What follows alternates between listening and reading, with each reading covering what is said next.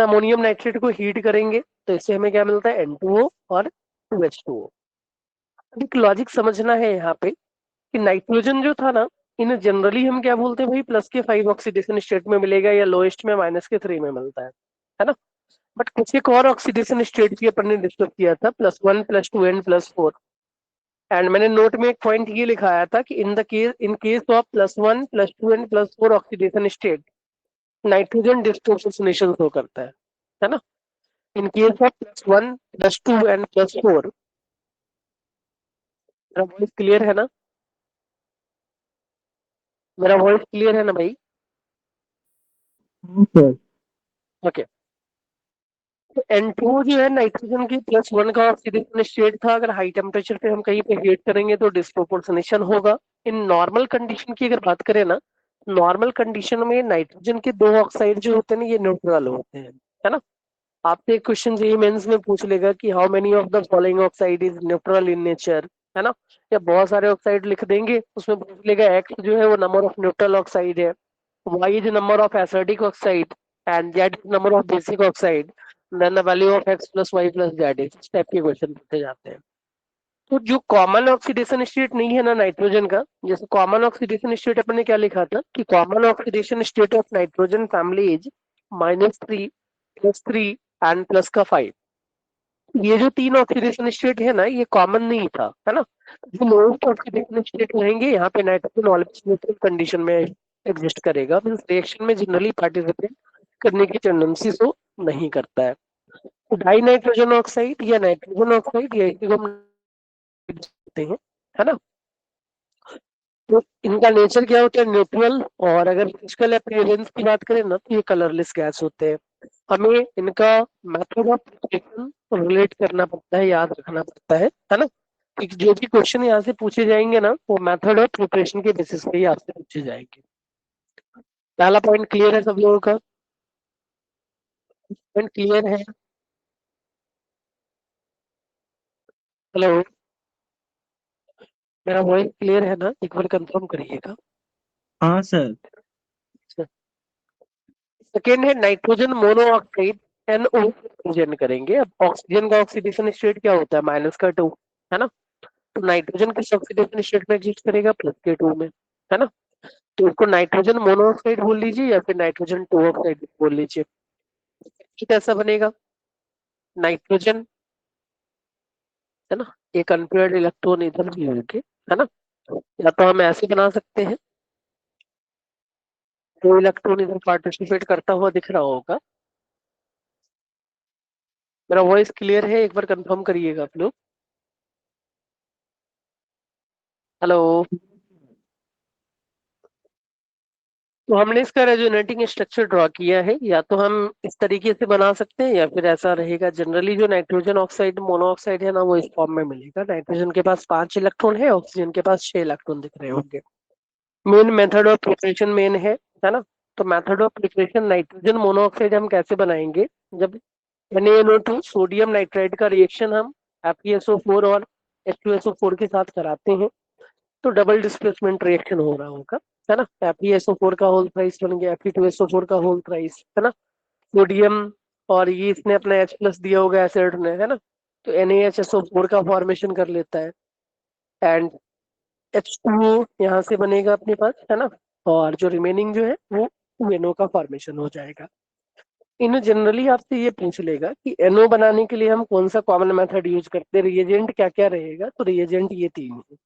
इसके रिएजेंट क्या है, NH4NO3 रहेंगे। और ये दोनों ही ऑक्साइड न्यूट्रल इन नेचर होता है, N2O एंड NO, है ना। और रिमेनिंग जो भी नाइट्रोजन के ऑक्साइड रहेंगे, हम उनको एसिडिक की तरह कंसिडर करेंगे, है ना। अपन ने पहले पढ़ा भी है कि all non metallic oxides are acidic in nature, but some of them are neutral. और चार न्यूट्रल ऑक्साइड थे, CO, NO, N2O और H2O, है ना। बाकी जितने भी ऑक्साइड है उनका नेचर क्या होता है, एसिडिक होता है। ये पॉइंट क्लियर है भाई सबको? ये पॉइंट क्लियर है? हेलो, ये पॉइंट क्लियर है? हाँ sir. Third compound is die nitrogen trioxide. अब ये प्लस तो ये +2 है, तो हम +3 वाले की बात करते हैं, है ना। 3 ऑक्सीजन पे माइनस का सिक्स आया होगा ऑक्सीडेशन स्टेट, तो 2 नाइट्रोजन पे प्लस का six, that mean single nitrogen +3 oxidation state में है ना। अब यहाँ से क्वेश्चन पूछता है आपसे, है ना, देखिएगा समझना है कि आपसे ये पूछ लेगा कि N2O3 के फॉर्मेशन में किस टाइप का रिएक्शन के इन्वॉल्वमेंट होते हैं, है ना। In the formation of N2O3 dinitrogen trioxide, है ना, किस type of redox reaction takes place. तो अगर हम इस रिएक्शन की बात करें ना, ध्यान दीजिएगा, नाइट्रोजन यहाँ पे +2 ऑक्सीडेशन स्टेट में है, यहाँ पे नाइट्रोजन किस ऑक्सीडेशन स्टेट में है, +4 में, +2 से +3 में जा रहा है, और +4 से भी +3 में जा रहा है। जब उसने रेडॉक्स पढ़ा था ना, तो रेडॉक्स में मैंने आपको टोटल 4 टाइप के रिएक्शन एक्सप्लेन किए थे कि रेडॉक्स जो होता है वो 4 टाइप के होते हैं। Intermolecular redox, intramolecular redox, disproportionation redox, और एक था कॉन्फिगरेशन रेडॉक्स, है ना। तो ये उन चारों में से स्पेसिफिक पूछ लेगा भाई कि in the formation of dinitrogen trioxide which type of reaction take place, तो हम क्या बोलेंगे, रेडॉक्स रिएक्शन हो रहा है। बट रेडॉक्स में भी अगर स्पेसिफिक पॉइंट पूछ लेना कि which type of redox reaction takes place, है ना, तो हमारा आंसर क्या होगा भाई, configuration redox reaction takes place. कोई कंफ्यूजन है यहाँ पे, इस पॉइंट में कुछ कंफ्यूजन है आप लोगों का, एक बार कंफर्म करिएगा। सर कौन सा टाइप का रेडॉक्स बोले आप? 4 टाइप के रिडॉक्स थे ना, इंटरमॉलिक्यूलर में क्या होता था, बिटवीन 2 मॉलिक्यूल, है ना, देन फिर इंट्रा था with in a molecule, disproportionation में सेम एलिमेंट, ये डिस्प्रोपोर्शनेशन का अपोजिट है तो कॉम्प्रोपोर्शनेशन रिडॉक्स। क्लियर है। ठीक है सर। ये आपसे क्वेश्चन पूछ लेता है।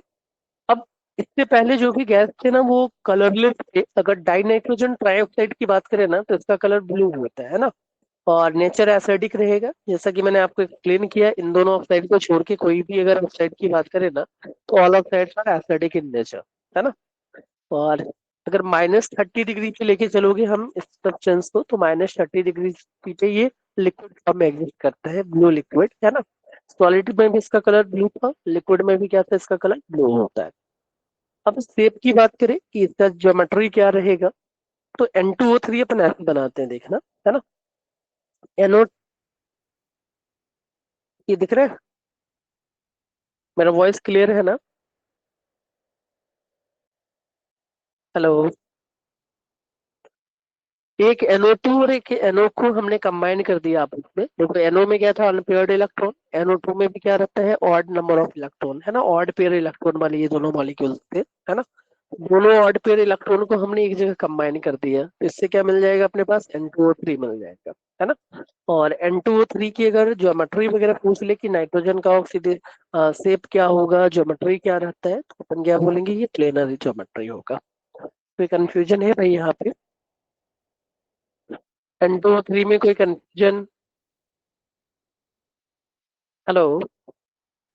सर ये 3 सिग्मा बॉन्ड बनाता हुआ दिख रहा है, 1 2 3, है ना। तो 3 ट्राइगोनल प्लेनर की अपन बात कर लेंगे, है ना। इसमें भी देखिएगा 2 बॉन्ड पेयर, एक लोन पेयर, तो ये ट्राइगोनल प्लेनर है, ठीक है। नेक्स्ट पॉइंट की अगर बात करें तो next one is nitrogen dioxide. Nitrogen dioxide में नाइट्रोजन का ऑक्सीडेशन स्टेट +4 है। अब ये कैसे बनता है, तो जब लेड नाइट्रेट को अपन हीट करेंगे ना, तो इससे हमें क्या मिलेगा, NO2 प्लस का PbO प्लस का O2। अब यहाँ से क्वेश्चन क्या पूछ लेगा कि NO2 का जो कलर होता है क्या होता है, जब अपने सॉल्ट एनालिसिस किया था ना, तो NO2 का डिटेक्शन के लिए ना हम इसी कलर कंसेप्ट का यूज कर रहे थे कि NO2 का नेचर क्या होगा, ब्राउन कलर का अगर फ्यूम्स निकल रहा है ना, that means that gas will be NO2, है ना। और NO2 का भी नेचर एसिडिक है ना, जितने भी नॉन मेटल के ऑक्साइड रहेंगे एक्सेप्ट नाइट्रोजन में N2 और NO, ये सब एसिडिक इन नेचर होगा, है ना। तो ब्राउन गैस पे थोड़ा सा फोकस करना है, और अपन क्या बोलेंगे, एसिडिक इन नेचर होता है। अगर की बात करें, है ना, तो मैंने आपको जब केमिकल बॉन्डिंग सिखाया था ना, तो hybridization of odd electron species मैंने सिखाया होगा आपको, है ना। ऑड स्पीसीज के हाइब्रिडाइजेशन का लॉजिक क्या था, अगर आपको याद हो, फिर से मैं थोड़ा सा एक्सप्लेन कर देता हूँ, है ना। कि ऑड इलेक्ट्रॉन स्पीसीज का हाइब्रिडाइजेशन कैसे होता था। अगर surrounding atom is more negative than central atom, है ना, if surrounding atom is more electronegative than central atom, then ये जो ऑड इलेक्ट्रॉन है ना, ये सेंट्रल एटम के पास में आ जाता है और ये हाइब्रिडाइजेशन में पार्टिसिपेट कर लेता है ना। इस कंपाउंड की अगर हाइब्रिडाइजेशन की बात करें तो एक सिग्मा बॉन्ड इधर है, एक सिग्मा यहाँ है, और इसको ऑड इलेक्ट्रॉन पेयर को भी हम हाइब्रिडाइजेशन में काउंट करेंगे, है ना। तो ये 3 बॉन्ड बना रहा है ना, मतलब 3 इलेक्ट्रॉन पेयर है, 2 bond pair and 1 electron pair, मतलब ऑड इलेक्ट्रॉन पेयर। तो hybridization of NO2 is sp2। इस पॉइंट में कोई कंफ्यूजन है? इस पॉइंट में कोई कंफ्यूजन? ये क्वेश्चन पूछा जाता है भाई। इस पॉइंट में कुछ कंफ्यूजन है आपका? हेलो, ये लॉजिक याद आ रहा है ना भाई? ये याद आ रहा है ना? Hybridization of odd electron species वाला लॉजिक याद आ रहा है ना? अगर नहीं याद आ रहा है तो मैं यहाँ पे लिख दे रहा हूँ, है ना। अगर आपको याद नहीं आ रहा है तो मैं यहाँ पे थोड़ा सा स्पेस को अरेंज करके लिख दे रहा हूँ। 1 मिनट के लिए वेट करना।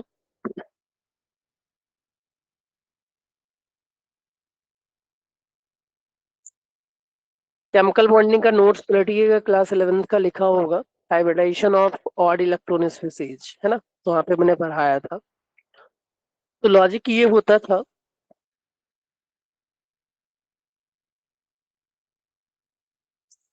if surrounding atom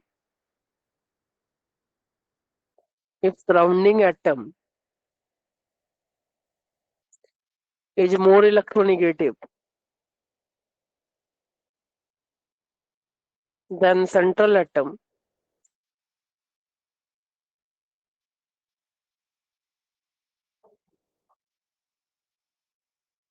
if surrounding atom is more electronegative than central atom,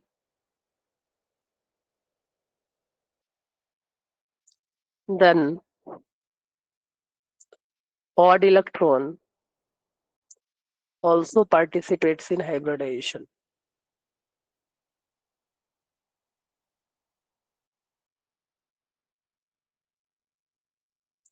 Also participate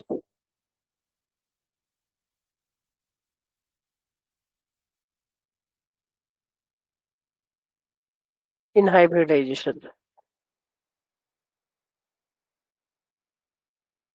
तो NO2 जो है ना, NO2 में अगर हाइब्रिडाइजेशन पूछा जाए ना, तो हाइब्रिडाइजेशन इज sp2। और sp2 के अकॉर्डिंग टू हम इसके शेप की अगर बात करते हैं ना, तो शेप क्या होता है, एंगुलर हो जाता है। पॉइंट में किन्हीं का कुछ कंफ्यूजन? इस पॉइंट में किन्हीं का कुछ कंफ्यूजन? ठीक है सर। तो ये प्लस के 4 वाले में एक और रहेगा, नाइट्रोजन टेट्रा ऑक्साइड, इसको N2O4 बोलते हैं। अब NO2 में क्या था भाई, ऑड पेयर इलेक्ट्रॉन, है ना। तो हम इसको डाइमराइज करा देते हैं, है ना। अपने क्या किया, इसका डाइमर बना लिया। तो ये दोनों ही ऑड इलेक्ट्रॉन ना आप इसमें कंबाइन हो गए होंगे, देख लीजिएगा, है ना। इनके कॉम्बिनेशन से क्या बन जाता है, N2O4। ऑक्सीडेशन स्टेट क्या होगा, नाइट्रोजन का प्लस का 4, है ना। तो जब दो NO2 मॉलिक्यूल्स को हम क्या करते हैं, कूल कर देते हैं, दोनों आपस में कंबाइन हो गया, इससे क्या बनेगा, N2O4। ये कलरलेस होता है ना। ये सॉलिड और लिक्विड फेज में एग्जिस्ट करेगा और नेचर इसका एसिडिक है। ये कंफ्यूजन है यहाँ पे? इस पॉइंट में किसी का कोई कंफ्यूजन है? एक बार कंफर्म करिएगा। इस पॉइंट में किसी का कोई कंफ्यूजन? ठीक है सर। देन लास्ट स्टेप पे पर मूव करते हैं, दैट इज नाइट्रोजन पेंटाऑक्साइड। तो नाइट्रोजन पेंटाऑक्साइड जो है ना, N2O5, इसमें अगर हम नाइट्रोजन का ऑक्सीडेशन स्टेट निकालेंगे तो oxidation state of nitrogen is +5। अब ये बनता कैसे है ना। तो एक ऑक्सीजन मेरे को एक्स्ट्रा पुट करना है N2O4 के स्ट्रक्चर में। तो N2O4 का स्ट्रक्चर ये था, हमने दोनों नाइट्रोजन के मिड में एक ऑक्सीजन को प्लेस कर दिया, तो ये क्या बन गया भाई, अपना N2O5 बना। अब ये बनता कैसे है, ये क्वेश्चन डायरेक्ट पूछा गया है POQ में, है ना, आपको दिख जाएंगे कि N2O5 का प्रिपरेशन टेक्निक क्या है ना। कॉमन मेथड ऑफ प्रिपरेशन क्या होता है, तो हम नाइट्रिक एसिड का रिएक्शन P4O10 के साथ करवाते हैं, है ना। और P4O10 के साथ जब हम इसको हीट करेंगे ना, तो हमारा प्रोडक्ट क्या मिल जाएगा, HPO3 एंड N2O5 का फॉर्मेशन हो जाता है। तो जो कॉमन मेथड ऑफ प्रिपरेशन है, ये हमें थोड़ा सा रिलेट करना पड़ता है, याद रखना पड़ता है ना। क्योंकि यहाँ से क्वेश्चन डायरेक्टली क्वेश्चन पूछे जाएंगे आपसे कि भाई बताओ ना, ये इसका स्ट्रक्चर क्या होगा, ये किस फॉर्म में एग्जिस्ट करता है। ठीक है। इसका भी नेचर एसिडिक है। जैसे जैसे नंबर ऑफ एटम्स बढ़ते जाएंगे, अट्रैक्शन फोर्स बढ़ता जाएगा, हम क्या बोलेंगे, नेचर जो है ना, वो सॉलिड या फिर लिक्विड में कन्वर्ट होता जाएगा। जो छोटे मॉलिक्यूल्स थे जैसे NO और N2O, इनका नेचर गैसियस था, है ना। जैसे देखे होंगे आप, नंबर ऑफ मॉलिक्यूल्स बढ़ते जा रहे हैं, फोर्स ऑफ अट्रैक्शन इंक्रीज होता जाएगा, और फोर्स ऑफ अट्रैक्शन बढ़ने से इनका फेज भी क्या होता है, चेंज होता जाएगा। ये पॉइंट क्लियर है सबको? इस पॉइंट में किन्हीं का कोई कंफ्यूजन? इन पॉइंट्स में किन्हीं का कोई कंफ्यूजन? नहीं सर। नहीं है कंफ्यूजन। चलिए अपन नेक्स्ट पेज पे, नेक्स्ट पॉइंट पे मूव करें। नेक्स्ट पॉइंट पे मूव करें। हाँ सर, एक बार किसका पेज दिखाइए। देख ले भाई, हो जाए तो बता देना भाई।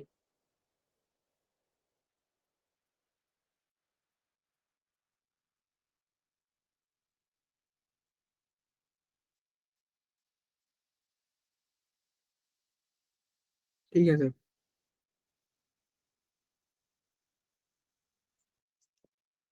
इसमें कोई कंफ्यूजन है आप लोगों का, एक बार कंफर्म करिएगा। अगर नहीं है कंफ्यूजन, देन हम नेक्स्ट पॉइंट पे मूव करेंगे।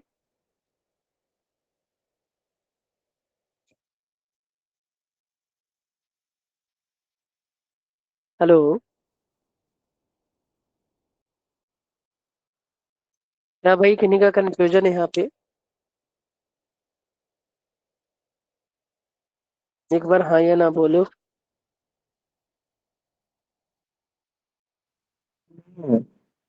नहीं। देन नेक्स्ट कंपाउंड की अपन बात करें ना, नेक्स्ट कंपाउंड हम नाइट्रिक एसिड की बात करते हैं। नाइट्रिक एसिड का जो नेम होता है ना, इसको हम एक्वा फोर्टिस भी बोलते हैं, है ना। तो कहीं कहीं ना कुछ ऐसे टर्म यूज कर लेगा जिससे थोड़ा सा कंफ्यूजिंग लगे आपको, है ना। तो हमें ये पॉइंट याद रखने हैं कि HNO3 is also known as aqua fortis. ठीक है भाई।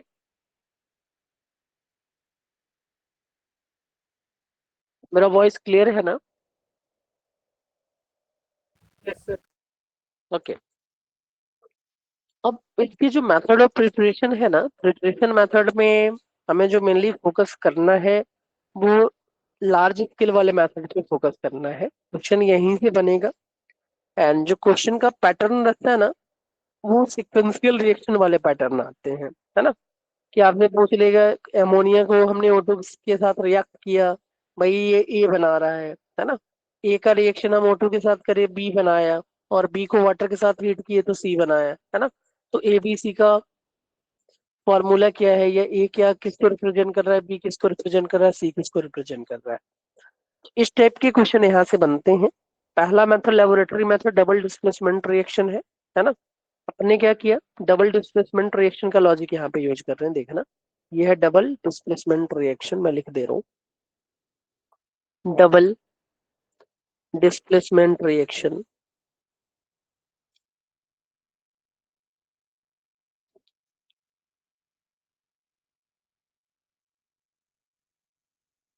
तो मेटल सॉल्ट ने अपना कैटायन एसिड को दिया होगा, और इसने अपना एसिड को दिया होगा, है ना। तो अगर एसिड अपना एसिड को डोनेट करेगा, क्या बना लेगा भाई, HNO3, है ना। और ये CHSO4 बनने जाएगा, या फिर NaHL4 सॉल्ट बन जाता है ना। तो इससे कोई भी क्वेश्चन आपसे नहीं पूछने वाला लेबोरेटरी टेक्निक से। बट जो सेकेंड मेथड है, इसको बोलते हैं ओसवाल्ड प्रोसेस, इससे क्वेश्चन पूछा जाता है। ये large scale method of preparation है। उसका ये है कि हम अमोनिया गैस को ना ऑक्सीजन के प्रेजेंस में हीट करते हैं in the presence of metal catalyst, है ना। जनरली जो मेटल कैटलिस्ट लिया जाता है, प्लेटिनम या रोडियम रहेगा। पहले स्टेप में क्या बनेगा, NO, नाइट्रोजन +2 ऑक्सीडेशन स्टेट में था, है ना। और रिएक्शन को मैंने बैलेंस कर दिया है। सेकेंड स्टेप में ये जो नाइट्रोजन ऑक्साइड है ना, ये O2 के साथ रिएक्शन में पार्टिसिपेट करेगा हीट करने से, है ना। और ये क्या बना लेगा, प्लस का 4 ऑक्सीडेशन स्टेट शो कर लेता है। एंड +4 ऑक्सीडेशन स्टेट में अपने लिखा था डिस्प्रोपोर्शनेशन होगा, है ना। +1 से +4 वाले में डिस्प्रोपोर्शनेशन,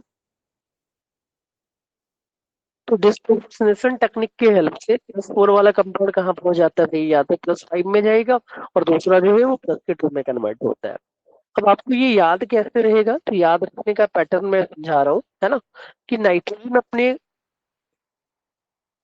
लेस ऑक्सीडेशन स्टेट से मोर की तरफ मूव कर रहा होगा, है ना। जैसे मान लो कि -3 नाइट्रोजन का सबसे लोएस्ट होता है ना। -3 से जो पहला कंपाउंड बना वो NO बनता है ना। पहला कंपाउंड में थोड़ा फोकस करना, क्योंकि आप ये भी बोल सकते हो कि -3 से +1 जाना चाहिए, +1 वाला भी पॉसिबल था, N2O, है ना। बट हम N2O नहीं बनाते हैं। -3 से क्या बनेगा, पहला कंपाउंड प्लस का 2, नंबर इंक्रीज हुआ है ना। +2 वाला जो कंपाउंड जो है ना, वो इससे भी थोड़ा सा इंक्रीज करेगा ऑक्सीडेशन स्टेट, है ना, के 4 में जा रहा है। +2 से हमारा कंपाउंड कहाँ पहुंचा, प्लस के 4 में। और +4 से हाईएस्ट जो था नाइट्रोजन का, प्लस का 5 था, है ना। तो +4 वाले कंपाउंड प्लस के 5 में जाते हैं। सिक्वेंशियल रिएक्शन में ना आपसे ये अननोन दिया रहेगा, ये अननोन दिया रहेगा और ये अननोन दिया रहेगा, है ना। इन तीनों का जो ऑर्डर हमें कैसे याद रखना है, ऑक्सीडेशन नंबर इंक्रीज होता हुआ दिखेगा, प्लस का 2, देन प्लस का 4 और देन प्लस का 5। ये लॉजिक याद रखोगे, डायरेक्ट एक पैराग्राफ क्वेश्चन पूछा जाता है, पैराग्राफ टाइप, है ना, कि देखिएगा भाई एक रिएक्शन था, अमोनिया को हमने वाटर के प्रेजेंस में हीट किया है in presence of metal catalyst, पहला कंपाउंड क्या होगा, है ना। अब ये जो बना उसको हम ऑक्सीजन के साथ फिर से रिएक्ट करा रहे हैं, तो बी बन रहा होगा। बी का हाइड्रोलाइसिस अपने करा दिया तो सी बना होगा, है ना। ये मेजर प्रोडक्ट है, तो बताइए भाई ABC का फॉर्मूला क्या होना चाहिए। लॉजिक क्लियर है, ये लॉजिक क्लियर है। हाँ सर। नेक्स्ट है अपना बर्कल एंड हाइड प्रोसेस और आर्क प्रोसेस, हम इसको बोल देते हैं। अब आर्क प्रोसेस जो है बहुत हाई टेम्परेचर पे होता है ना। नॉर्मली ये इकोनॉमिकल प्रोसेस है नहीं, तो हम इसको परफॉर्म नहीं कराते हैं। बट कहीं कहीं पे लैंग्वेज में लिख देगा ना कि HNO3 can be formed by, है ना, उसमें एक मेथड अगर ये भी लिखा हुआ मिल गया, तो आप क्या बोलोगे, ये मेथड भी करेक्ट है। बट ये जनरली हम यूज नहीं करते हैं, क्योंकि बहुत हाई टेम्परेचर का रिक्वायरमेंट दिख रहा होगा 3000 डिग्री से, है ना। तो एट वेरी हाई टेम्परेचर ये प्रोडक्ट बनाना थोड़ा सा फिजिबल नहीं होता है। अगर रिएक्शन की बात करें ना, तो same just like Oswald process था ना, उसी प्रोसेस को ये भी फॉलो करता है। जस्ट इनिशियल रिएजेंट अपने चेंज कर दिया है, N2 + O2 NO बनाया होगा, यहाँ पे भी NO था, है ना। NO फिर NO2 में कन्वर्ट होता है, NO2 का फिर हमने क्या कराया, डिस्प्रोपोर्शनेशन, है ना। तो ये HNO2 और HNO3 बनाएगा यहाँ पे। मेरा वॉइस क्लियर है ना। अब देखो ये जो HNO2 है ना, ये फिर से HNO3 में कन्वर्ट हो जाता है ना। तो आप इसको छोड़ भी दोगे ना तब भी चलेगा, आप इसको छोड़ भी सकते हो, है ना। जनरली आप देखोगे तो NCERT में ये रिएक्शन गिवन नहीं है, ठीक है। बट अगर कहीं पे मोर देन वन करेक्ट वाले में अगर कुछ क्वेश्चन पूछ लिया, तो वहां पे हमें ये लेके चलना पड़ेगा, बिरकल एंड आइड प्रोसेस और आर्क प्रोसेस बोल देते हैं। कोई कंफ्यूजन है यहाँ पे, इस पॉइंट में किन्हीं का कोई कंफ्यूजन, एक बार कंफर्म करिएगा, इस पॉइंट में किन्हीं का कोई कंफ्यूजन है। सर। नेक्स्ट पेज पे मूव करें अपन। Yes sir. नेक्स्ट, अगर फिजिकल प्रॉपर्टीज की बात करें HNO3 में, तो 2 पॉइंट आपसे इन जनरली पूछता है ना। पहला क्वेश्चन जिसपे 5 स्टार लगा हुआ है ना, ये JEE एडवांस में एक बार आया था मोर देन वन करेक्ट में, कि HNO3 जो है ना भाई, ये येलो या फिर ब्राउन कलर एक्वायर कर लेता है, दोनों ही कलर की बात करेंगे, है ना। ज- हम इन दोनों कलर की बात करेंगे, देखिएगा, समझना है इस पॉइंट को, येलो भी होता है और ब्राउन भी होता है ना। तो जब भी हम HNO3 को डायरेक्ट सनलाइट में रखेंगे, ये डिसोसिएट हो जाता है, किसमें डिसोसिएट होगा, तो +4 वाले कंपाउंड में डिसोसिएट होगा, ये अपने हाईएस्ट ऑक्सीडेशन स्टेट पे है, +5 में, और हमने इसका डिकम्पोजिशन किया है, तो डिकम्पोजिशन से ये NO2 में कन्वर्ट होता है। अब ये जो कलर है ना NO2 का, ये दो अलग अलग कलर की अपन बात करते हैं। या तो येलो टेम्परेचर के अकॉर्डिंग टू अलग अलग वैल्यू रहेगा, तो येलो भी लिखा मिलेगा, कहीं कहीं पे आपको ब्राउन भी लिखा हुआ मिलेगा। तो दोनों ही कलर क्या है भाई, करेक्ट है। येलो भी करेक्ट है और ब्राउन भी करेक्ट है। अब ये येलो या ब्राउन कलर जो है ना, इसको हम कैसे रिमूव करेंगे? तो एच न्यू का वैल्यू भाई लो टेम्परेचर था, हम थोड़ा सा और इसको हीट कर देते हैं, है ना। और इससे अगर एयर पास कराएंगे, ड्राई एयर पास कराते हैं अपन, तो इसका जो येलो और ब्राउन कलर है ना, वो डिसअपियर हो जाएगा। तो जनरली ये वाले जो क्वेश्चन बनेंगे ना आपसे, वो कहाँ पे पूछेगा, रीजन असर्शन में पूछ लेगा, है ना। इस टाइप के क्वेश्चन कहाँ पूछेंगे आपसे, रीजन एंड असर्शन में पूछ लेता है ये क्वेश्चन, कि HNO3 on decomposition so yellow or brown color, this yellow and brown color can be, है ना, removed by heating at 62, या थोड़ा सा बोलेंगे at mild temperature या at higher temperature and to passing dry air to it, है ना। ऐसे लैंग्वेज लिखा हुआ मिलेगा, तो हम क्या बोलेंगे भाई, दोनों स्टेटमेंट करेक्ट है और एक दूसरे का करेक्ट एक्सप्लेनेशन भी कर रहा है। इस पॉइंट से भी PYQ में क्वेश्चन पूछे गए हैं डायरेक्टली, है ना। आपके नोट्स में जहां जहां पे स्टार पॉइंट लगा हुआ है ना, उस स्टार पॉइंट को बहुत अच्छे से एक बार रिवाइज करना है। एंड ब्लॉक केमिस्ट्री को बहुत अच्छे से रिवीजन करने के लिए हमें PYQ के जितने क्वेश्चन है ना, वो सॉल्व करने पड़ते हैं ना। PYQ अगर आप सॉल्व करोगे, जहां जहां आपको फंसोगे, वहां पे नोट्स पलटना है, नोट से आपको हर एक पॉइंट का आंसर लिखा हुआ मिल जाएगा, है ना। तो सबसे बेस्ट मेथड है ब्लॉक केमिस्ट्री या इनऑर्गेनिक को रिवीजन करने का, PYQ सॉल्व करना। इन दोनों रिएक्शन में कुछ कंफ्यूजन है किन्हीं का भी? इन दोनों रिएक्शन में किन्हीं का कुछ कंफ्यूजन? इन दोनों रिएक्शन में किन्हीं का कोई कंफ्यूजन है? नहीं है। अगर हम केमिकल प्रॉपर्टीज की बात करें ना, तो HNO3 जो होता है ये स्ट्रॉन्ग एसिड, सबको पता है ना। ये कुछ नया बताना है नहीं मेरे को, है ना। क्यों? क्योंकि ये H+ डोनेट करने की टेंडेंसी शो करता है। That's why HNO3 is strong acid, है ना। ये वाला पॉइंट जो है, ये मैंने आपको कहाँ पे सिखाया था, सॉल्ट एनालिसिस में मैं डिटेल में बता चुका हूँ। सॉल्ट एनालिसिस में मैंने इस पॉइंट को डिटेल में एक्सप्लेन किया है। बहुत सारे बच्चे उस समय नहीं थे या नहीं सीखे होंगे, थोड़ा सा भूल गए होंगे, तो उनके लिए मैं एक बार फिर से बता दे रहा हूँ कि अपने जब डिस्कस किया था ना सॉल्ट एनालिसिस, तो सॉल्ट एनालिसिस में मैंने दो टाइप के आपको ऑक्सीडाइजिंग एसिड सिखाए थे, है ना। Concentrated H2SO4 is strong oxidizing acid होता है। एंड कंसंट्रेटेड HNO3 में तीन वैरायटी अपन ने लिया था, एक 70% कंसंट्रेटेड, एक 20% और एक 6% HNO3। ये तीनों ही क्या थे, ऑक्सीडाइजिंग एसिड होते हैं। इन तीन को छोड़ के अगर कुछ भी रहे ना, तो वो नॉन ऑक्सीडाइजिंग की कैटेगरी में रहेगा, है ना। HNO3 जब भी अगर कहीं पर रिएक्शन में पार्टिसिपेट कर रहा होगा, समझिएगा, तो ये +5 पे है, इसके ऊपर तो ये जा नहीं सकता। और जब भी अगर कोई एलिमेंट अपने हाईएस्ट ऑक्सीडेशन स्टेट पे रहता है, देन वो ऑक्सीडाइजिंग एजेंट की तरह एक्ट करता है ना। तो ये +5 से कहाँ जाएगा, +4 में, है ना। या ये हो सकता है कि इससे भी थोड़ा लोएस्ट ऑक्सीडेशन स्टेट +2 में भी कन्वर्ट होने की टेंडेंसी शो कर सकता है। मेरा वॉइस क्लियर है? मेरा वॉइस तो क्लियर है? अब इस हाँ सर, पॉइंट पे, क्लियर है। ओके, इस पॉइंट पे जितने स्टार लगे हैं, इस स्टार को देख के तो आपको समझ में ही आ रहा होगा, है ना। अब ये पॉइंट ऐसा है जहां से हर साल जेई में क्वेश्चन पूछता ही पूछता है। मैंने सॉल्ट में भी ये करवाया है, सॉल्ट एनालिसिस में सेम वही थ्योरी यहाँ पे भी लिखा हुआ है, जो थ्योरी मैंने वहां पे बताया था, है ना। एक बार मैं फिर से एक्सप्लेन करता हूँ, समझिएगा। तो अपन ने मेटल का रिएक्टिविटी सीरीज पढ़ा था, है ना। क्या था मेटल का रिएक्टिविटी सीरीज, मैंने शॉर्ट ट्रिक में बताया था आपको। करण भाई ने कार मांगी, ऑल्टो जेन फेरारी,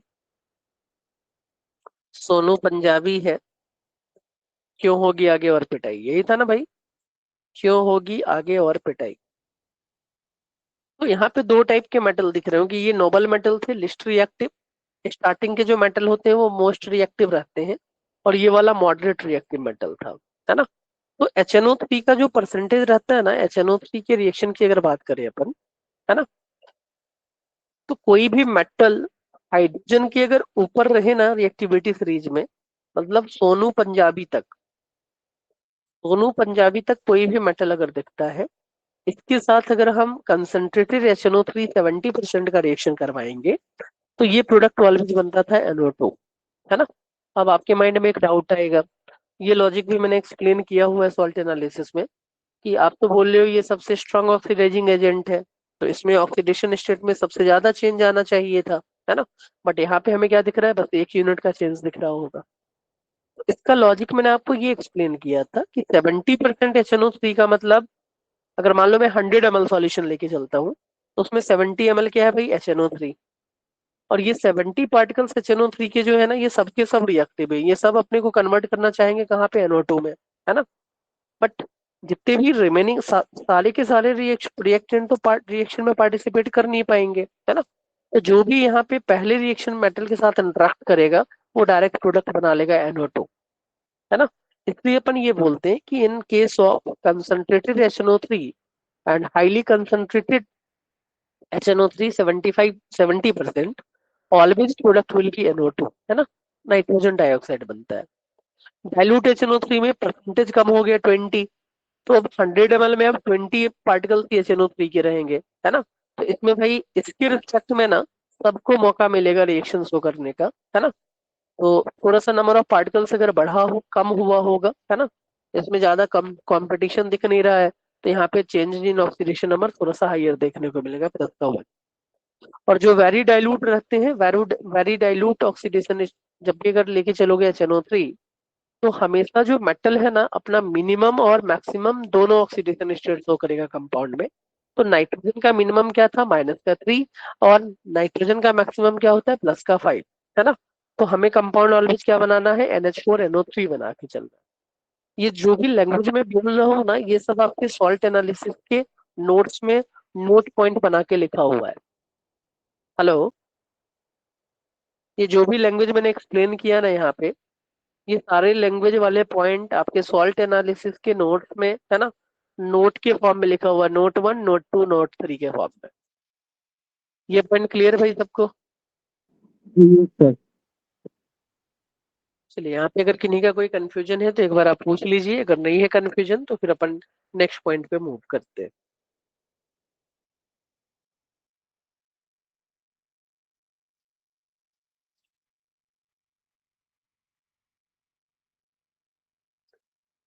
भाई यहाँ पे किन्हीं का कोई कंफ्यूजन, +5 से +4 जाएगा, ये वाला +1 में जाता है, ये दोनों एवरेज हो जाएंगे ना, -3 और +5। क्लियर है ये, एक बार हाँ या ना कुछ रिप्लाई करिए आपने। Yes sir. देन अगर मान लो कि metal below the reactivity series आ जाए ना, पीबी के नीचे, मतलब क्यों होगी आगे और पिटाई, ये मेटल है, कॉपर, मरकरी, सिल्वर, गोल्ड और प्लेटिनम, है ना। तो कंसंट्रेटेड HNO3 तो +4 में ही कन्वर्ट होता है। तो जो डाइल्यूट है ना, अब मेटल का रिएक्टिविटी थोड़ा सा कम हो गया है ना, तो ये +2 में कन्वर्ट हो रहा है, ठीक है भाई। और यहाँ पे अगर वेरी डाइल्यूट रहे ना, तो मेटल भी वीक है भाई, हाईली रिएक्टिव नहीं है, और हमने एसिड को भी क्या ले लिया, पुअर ले लिया, वेरी डाइल्यूट ले लिया है।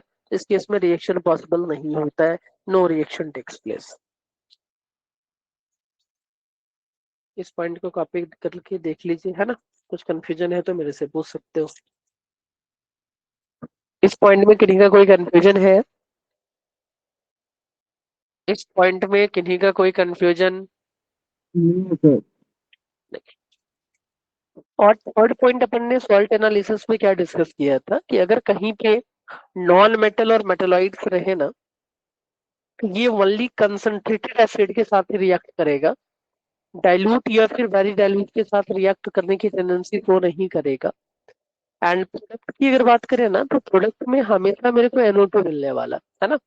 एंड जो भी नॉन मेटल रहेगा ना, उस नॉन मेटल का एक एसिड मिलता है। कार्बन रहा तो कार्बन का एक एसिड, कार्बोनिक एसिड। सल्फर रहा तो सल्फ्यूरिक एसिड, है ना। फॉस्फोरस रहा तो फॉस्फोरिक एसिड। अब एक एसिड होता क्या था, तो हाईएस्ट ऑक्सीडेशन स्टेट वाले एसिड को हम क्या बोलते हैं, एक एसिड। बट ये वाला लॉजिक हैलोजन के केस में वर्क नहीं करता है, क्योंकि हैलोजन के केस में जो हाईएस्ट ऑक्सीडेशन एसिड एक्सटेट वाला एसिड था ना, उसको बोलते हैं पर, है ना, पर। फिर ये जो हैलोजन वाला पार्ट रहेगा, पर एसिड बोल देते हैं, है ना। तो पर एसिड हाईएस्ट वाला था, तो हैलोजन में हम क्या बोलेंगे, +5 वाला एक एसिड हो जा है ना, तो वो बनेगा अपना, है ना। और बाकी जितने भी एलिमेंट्स रहे ना नॉन मेटल्स के, नॉन मेटालिक एलिमेंट में ऑलवेज एक एसिड का फॉर्मेशन अपने को करना है। तो कार्बन आ गया, तो कार्बन के साथ कंसंट्रेटेड HNO3 है, हम क्या बनाएंगे भाई, एक तो बनेगा NO2 और दूसरा carbonic acid. But carbonic acid nature में स्टेबल नहीं होता है, तो ये बनते ही फिर से डिसोसिएट हो जाएगा, किसमें, H2O और CO2 में डिसोसिएट हो रहा होगा। फॉस्फोरस है, तो फॉस्फोरस का एक एसिड फॉस्फोरिक एसिड, साथ में NO2। आर्सेनिक है ना, तो आर्सेनिक एसिड बन जाएगा, है ना। Then sulphuric acid, iodic acid दिख रहा होगा, है ना, +5 वाला। कोई कंफ्यूजन है यहाँ पे, इस पॉइंट में किसी का कोई कंफ्यूजन? हेलो। नहीं सर। ओके, अगर है किन्हीं का कंफ्यूजन, अगर कुछ लग रहा है, डाउट है, तो आप मेरे से पूछ सकते हो, है ना। और अगर डाउट नहीं है तो फिर अपन मूव करते हैं आगे।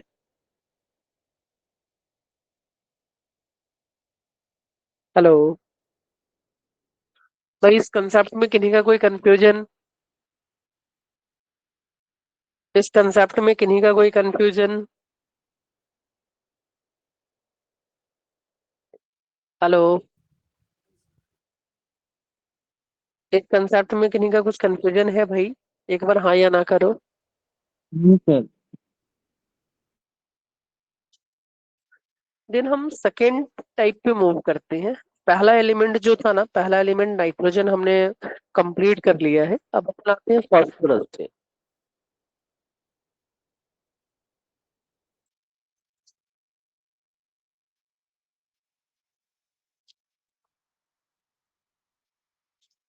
फास्फोरस का ना, पहले हम नेचर में किस फॉर्म में ये एग्जिस्ट करता है इसकी बात करेंगे अपन।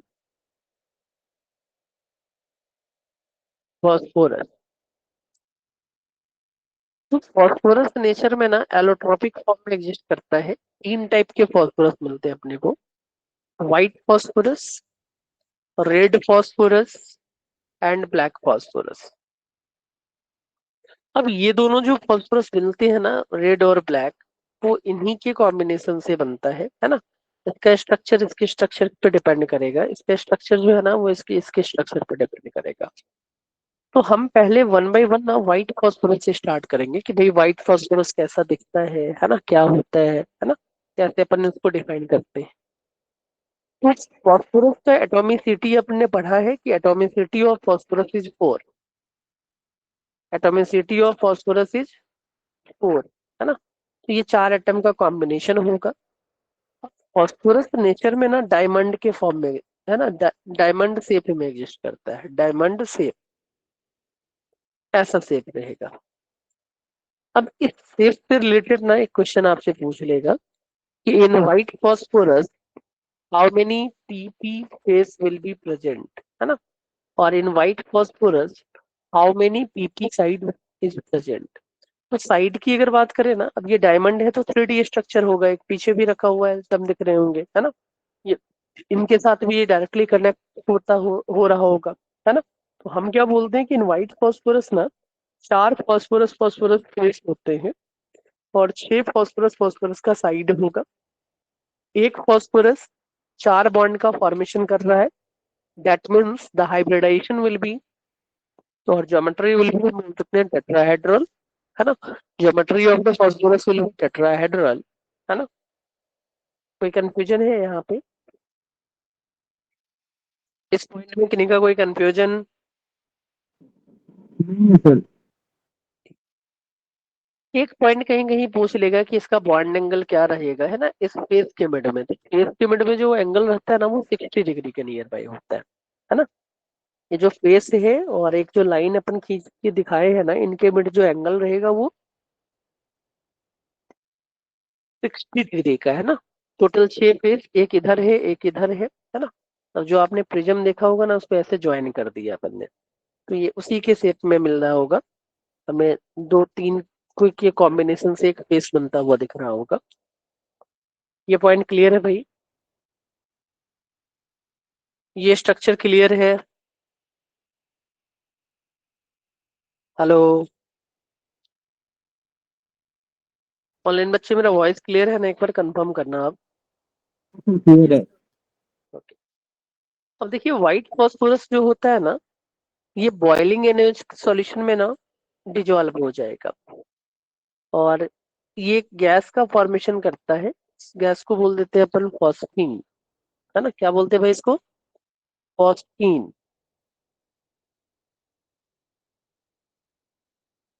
PS3 नॉन मेटल है, नॉन मेटल क्या होगा? एसिडिक, है ना। और NaOH है तो ये बेसिक है, थोड़ा सा हाई टेम्परेचर देना पड़ेगा क्योंकि ये नेचर में स्टेबल था, है ना।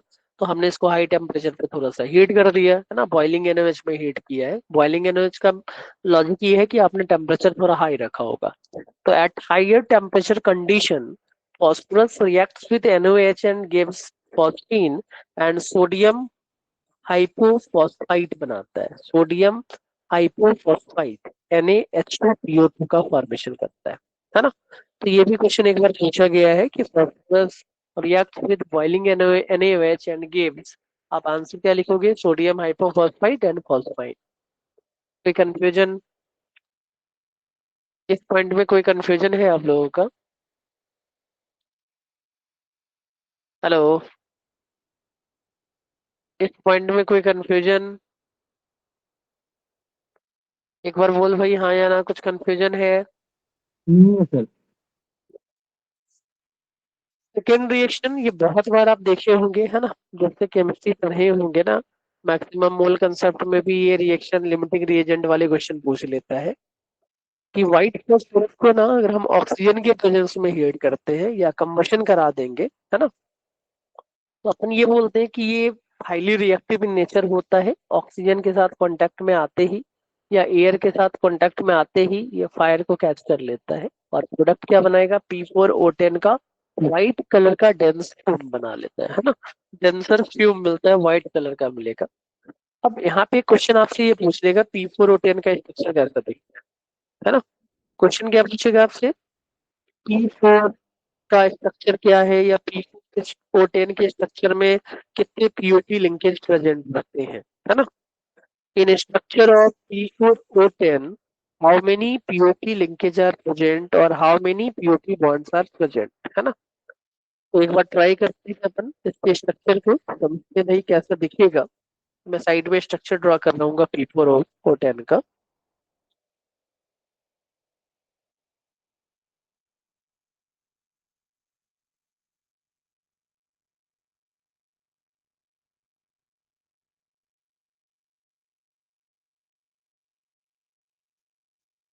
है ना, ये वाला पॉइंट फॉस्फोरस है।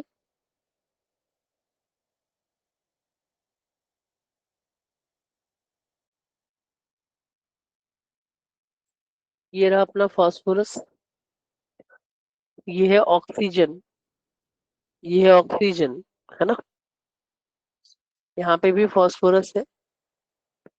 मैंने ये आपको जब बोरॉन कार्बन फैमिली पढ़ाया होगा ना, या पीरियोडिक, सॉरी, केमिकल बॉन्डिंग में एक बार सीखे थे अपने इस स्ट्रक्चर को शायद, है ना, कंफर्म नहीं हूँ। ये O होगा और ये P होगा। 3 P कहाँ रहते हैं भाई? इस वाले स्ट्रक्चर में POP linkage, POP POP POP linkage. And remaining जो P दिखता है ना अपने को, या O जो दिखेगा वो कहाँ पे दिखेगा देखना। एक ये जो P और ऑक्सीजन के बीच में डबल बॉन्ड रहता है, P double bond O। Then ये वाला P ना,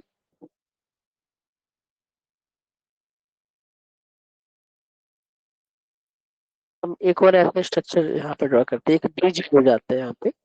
ये O है, और ये यहाँ पे एक P अटैच रहेगा, और आप यहाँ पे O एक लगाते हो। तो थोड़ा सा स्ट्रक्चर को कर दे रहा हूँ क्लियर रिप्रेजेंटेशन दिखाने के लिए।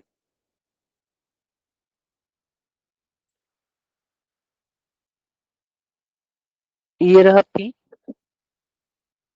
ये है O, ये O और P आपस में डायरेक्टली कनेक्ट रहते हैं, P के साथ डबल बॉन्ड ऑक्सीजन रहेगा, है ना।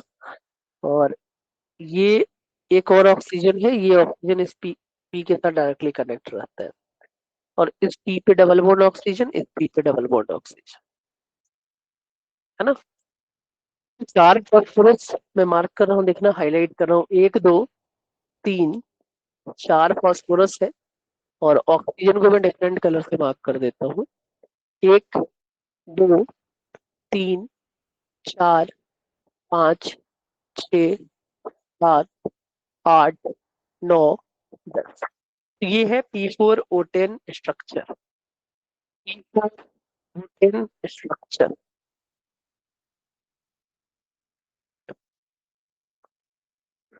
ठीक है भाई,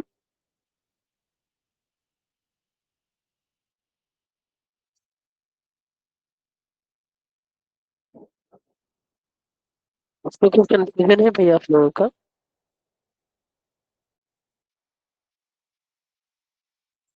हेलो,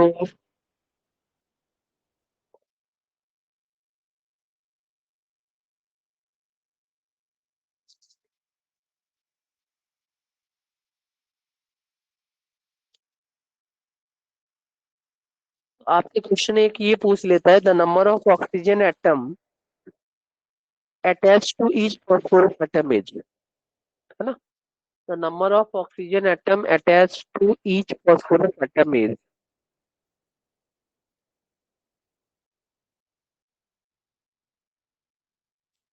मेरा वॉइस क्लियर है ना? 4 ऑक्सीजन। 4 ऑक्सीजन, एक फॉस्फोरस के साथ 4 ऑक्सीजन डायरेक्टली अटैच्ड है ना। एक फॉस्फोरस के साथ कितने ऑक्सीजन डायरेक्टली अटैच है? 4 ऑक्सीजन डायरेक्टली अटैच रहता है ना। तो ये क्वेश्चन भी पूछा गया है कि how many oxygen atom is directly attached with phosphorus, आप क्या बोलोगे? 4 है, ठीक है। एंड इस स्ट्रक्चर में ना आपसे ऑक्सीजन का हाइब्रिडाइजेशन भी पूछ लेगा, है ना। तो हमें यहाँ पे दो टाइप के ऑक्सीजन दिख रहे होंगे। एक ये जो सिंगल बॉन्ड जो रिंग में ऑक्सीजन है ना, तो ये 2 बॉन्ड पेयर बना रहा होगा, 2 लोन पेयर, इनका हाइब्रिडाइजेशन sp3 है ना। और ये जो डबल बॉन्डेड ऑक्सीजन है ना, इसके ऊपर भी 2 लोन पेयर दिखेगा, है ना। इसका हाइब्रिडाइजेशन sp2 होगा। कोई कंफ्यूजन है यहाँ पे?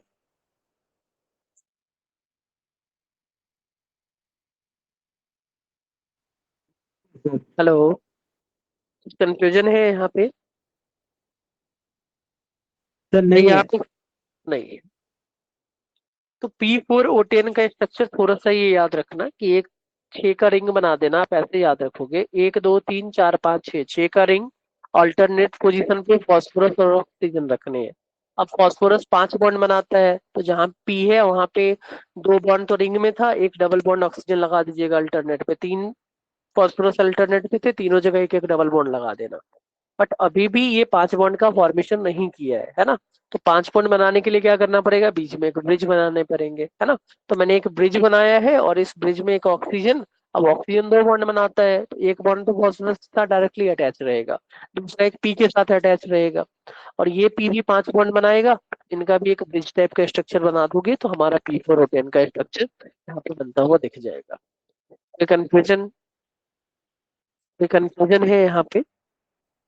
इंटीजर टाइप में क्वेश्चन ये पूछ लेता है कि how many oxygen atom is directly attached with phosphorus atom in P4O10।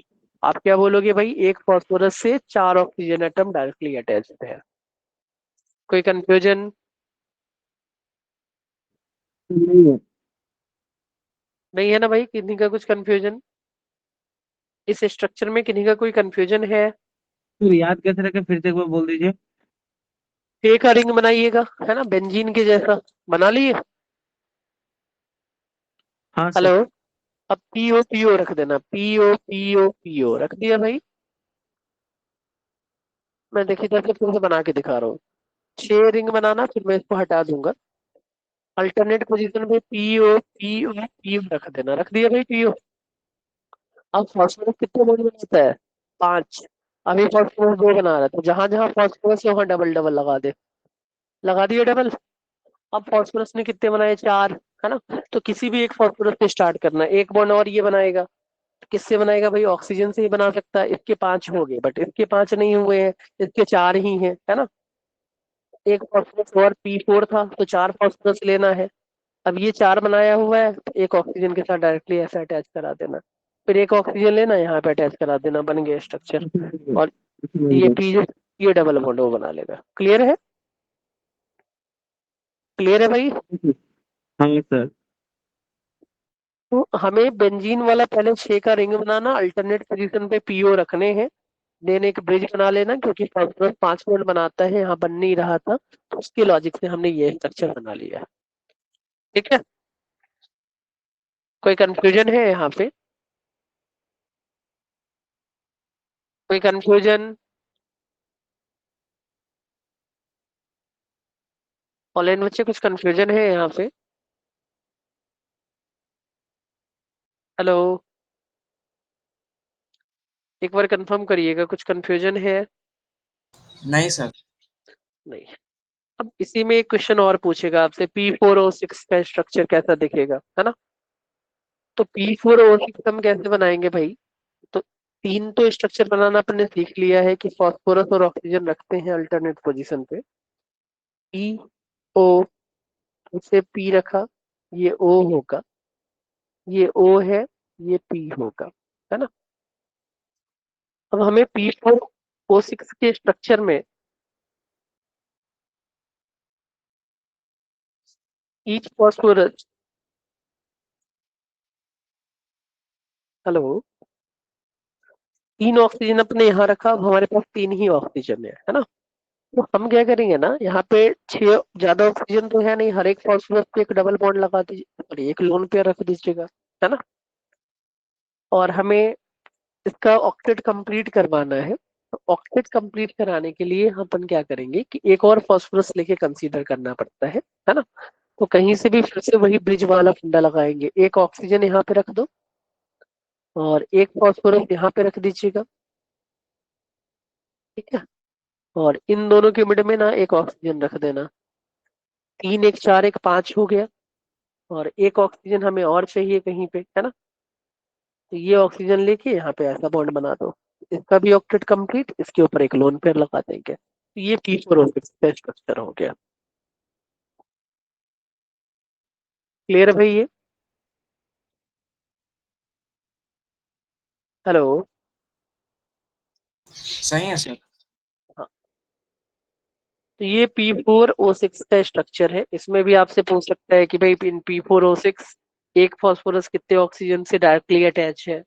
तो P4O10 में एक फास्फोरस 4 ऑक्सीजन के साथ डायरेक्टली अटैच रहता था, but in case of P4O6 one phosphorus is directly attached with 3 oxygen atom.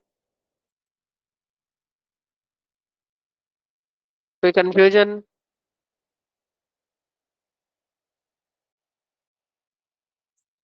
नहीं है ना भाई कंफ्यूजन? नहीं सर। ओके,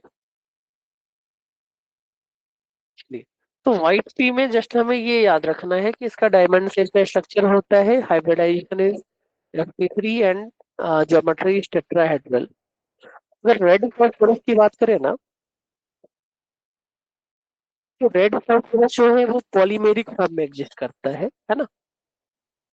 अगर P4 जो व्हाइट फॉस्फोरस था, इसी का अगर हम पॉलीमर बना देते हैं लीनियर चेन के फॉर्म में, है ना, तो इससे हमें जो स्ट्रक्चर मिलेगा उस स्ट्रक्चर को क्या बोल देते हैं अपन, रेड पी बोल देते हैं, है ना।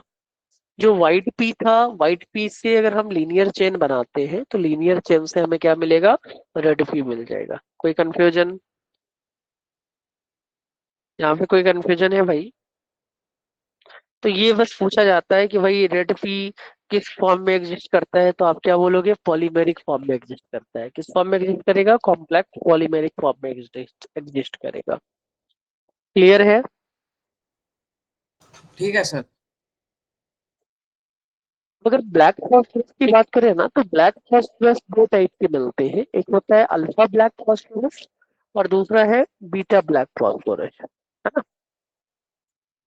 तो अल्फा ब्लैक फॉस्फोरस कहाँ से बनता है, ये क्वेश्चन जनरली पूछेगा। तो alpha black phosphorus, red phosphorus को जब हम एक क्लोज ट्यूब में हीट करते हैं हाई टेम्परेचर पे, है ना, तो इससे हमें क्या मिलेगा, अल्फा ब्लैक फॉस्फोरस मिलेगा। इनका जो शेप होता है ना, सॉलिड स्टेट में अपने पढ़ा था डिफरेंट टाइप की ज्योमेट्री, है ना, मोनोक्लिनिक होगा या फिर रोम्बोहेड्रल फॉर्म में रहता है।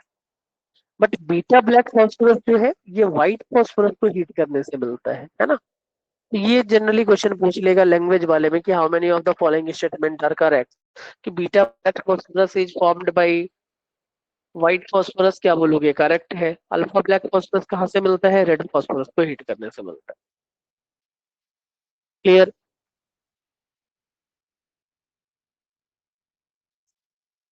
और ये मैंने यहाँ पे स्ट्रक्चर बना दिया है, ये स्ट्रक्चर दिख रहा है ना, ये ब्लैक फॉस्फोरस का स्ट्रक्चर है।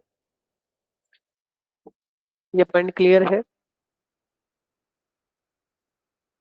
ये पॉइंट क्लियर है भाई। ये जो स्ट्रक्चर आपको दिख रहा है ना, ये स्ट्रक्चर है ब्लैक फॉस्फोरस का। ठीक,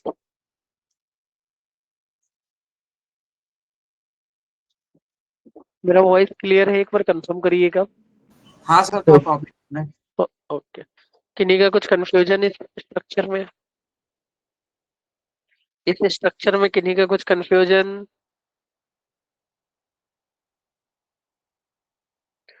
किन्हीं का कुछ कंफ्यूजन है इस स्ट्रक्चर में? नहीं। देन हमें मेनली एक डिफरेंस देखना है ना, व्हाइट फॉस्फोरस और रेड फॉस्फोरस में क्या क्या डिफरेंस होता है।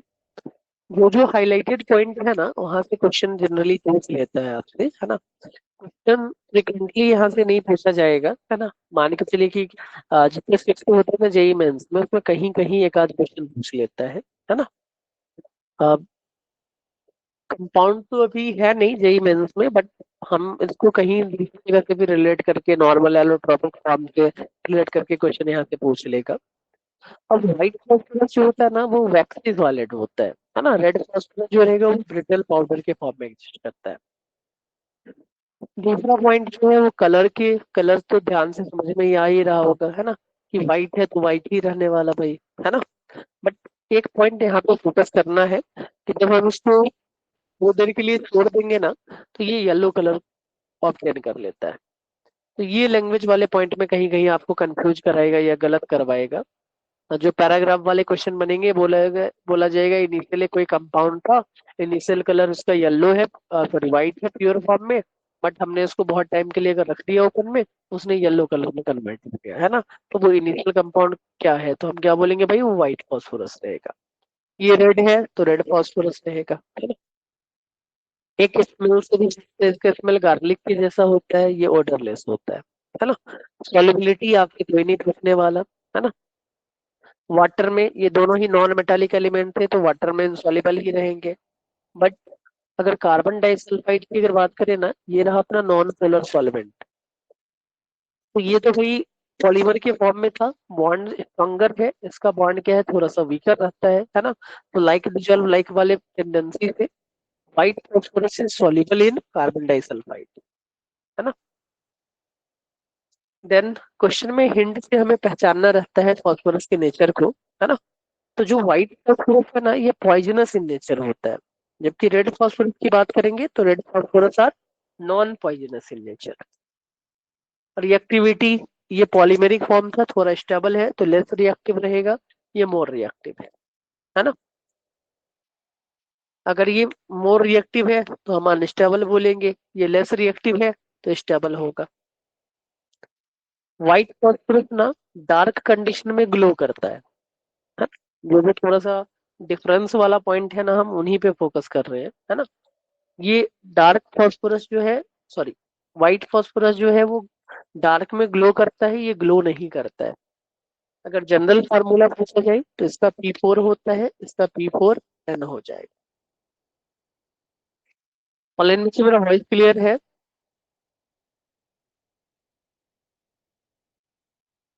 ऑनलाइन में से मेरा वॉइस क्लियर है, एक बार कंफर्म करना आप लोग।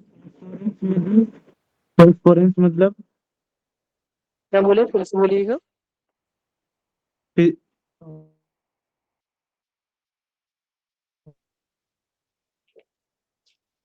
हाँ से समझ गए।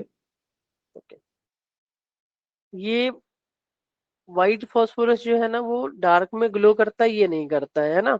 ये मॉलिक्यूलर फॉर्मूला P4 है, ये पॉलीमर है, तो बाहर में N लिखना पड़ेगा आपको। पॉलीमर मतलब N यूनिट रिपीट होते हैं। क्लियर है भाई? हाँ सर।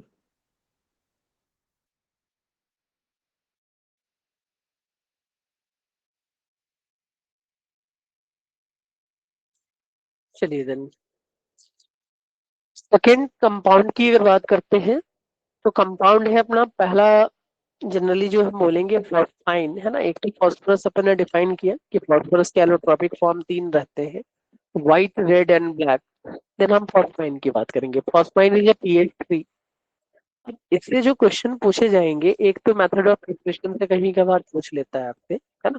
मैं थोड़ा सा एक लॉजिक आपको एक्सप्लेन कर रहा हूँ कि जैसे मान लो कि कैल्शियम फॉस्फाइड है और आपने यहाँ पे ले लिया वाटर, है ना। तो रिएक्शन का नेचर क्या होगा? वही डबल डिस्प्लेसमेंट टाइप का रिएक्शन होगा।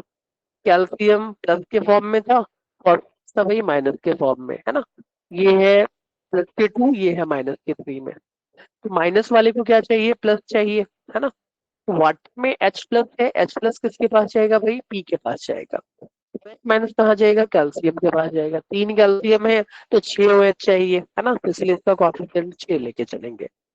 तो डबल डिस्प्लेसमेंट टाइप का रिएक्शन होता है पहला, है ना, मेथड ऑफ रिएक्शन में। जितने की कंपाउंड अपन बना रहे हैं ना, हमें एक जो नॉर्मल नॉर्मल मेथड रहेगा वो डबल डिस्प्लेसमेंट रिएक्शन का कंसेप्ट अपन यूज करते हैं, है ना। तो H प्लस के पास आएगा, OH माइनस के पास आ रहा है, प्रोडक्ट क्या बना? अपना फॉस्फाइन बन गया। सेम हम यहाँ पे डाइल्यूट एसिड भी HCl भी यूज कर सकते हैं। HCl में क्या बनेगा? CaCl2 और यहाँ पे PH3 आ जाएगा। कोई कंफ्यूजन है? यहाँ पे कोई कंफ्यूजन है इस पॉइंट में? किन्हीं का कोई कंफ्यूजन?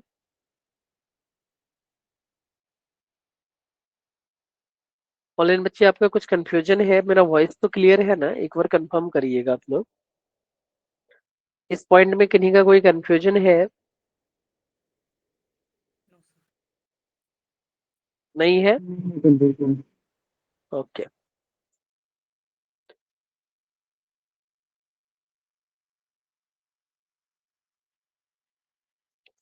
सेकेंड है लेबोरेटरी मेथड, है ना।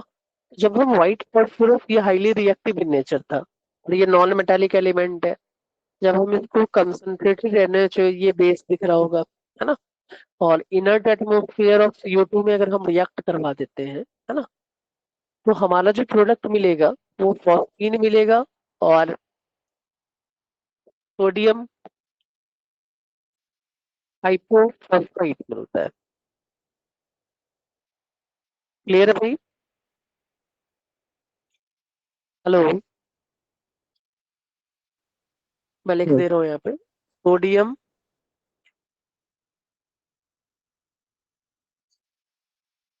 हाइपोफॉस्फाइड।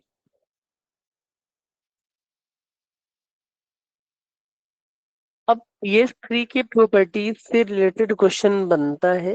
How many of the following statement are correct वाले में बनेगा। यहाँ से वैक्यूम में देखेंगे तो यहाँ पे क्वेश्चन आपको दिख जाएंगे pH3 की प्रॉपर्टीज से कि जो प्योर फॉस्फीन गैस होता है ना वो नॉन इनफ्लेमेबल है।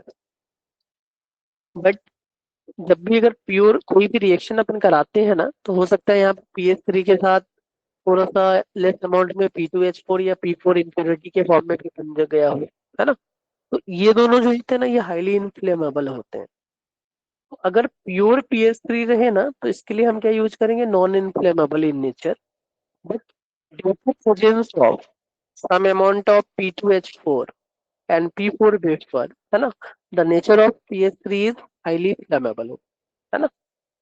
तो हम क्या करेंगे ना कि कहीं पे भी इम्प्योर फॉर्म में pH3 नहीं बनाएंगे। नहीं तो मान लो कि वो कहीं भी किसी एयर के साथ कांटेक्ट में अगर आ गया तो हम क्या बोलेंगे भाई? वहां पे फायर को कैच कर लेगा। तो हम इस मिक्सचर को क्या करते हैं? प्यूरिफाई करते हैं, है ना। अब ये प्यूरिफिकेशन कैसे होता है? तो हम इसमें HI ऐड कर देते हैं। ठीक है भाई, कि इस इम्प्योरिटी को, या हम सिंपल बोलेंगे कि जो pH3 का प्योर फॉर्म बना था ना, उसमें हमने HI ऐड कर दिया। pH3 और HI, HI इज एसिड है ना, इसके ऊपर लोन पेयर दिख रहा होगा, है ना, PH3, तो ये आपस में कंबाइन करके क्या बना लेता है, PH4I बना लेता है ना, इसको बोलते हैं अपन फॉस्फोनियम आयोडाइड। ठीक है। और जब भी अगर हमें PH3 का यूज करना रहे कहीं पे भी किसी केमिकल में, अगर मान लो कि मेरे फॉस्फीन का रिक्वायरमेंट है, तो हम इसी फॉस्फोनियम आयोडाइड को ना बेस के साथ रिएक्ट करा देते हैं। तो बेस के साथ जब आप इसको रिएक्ट कराओगे तो एसिड बेस रिएक्शन होगा, है ना, के आई के साथ जाएगा, साथ में वाटर निकल गया और PH3 फ्री हो गया। तो फॉस्फीन को हम सिंपली जब भी स्टोर करते हैं ना, किसके फॉर्म में करेंगे, इन फॉर्म ऑफ PH4I रखते हैं, है ना।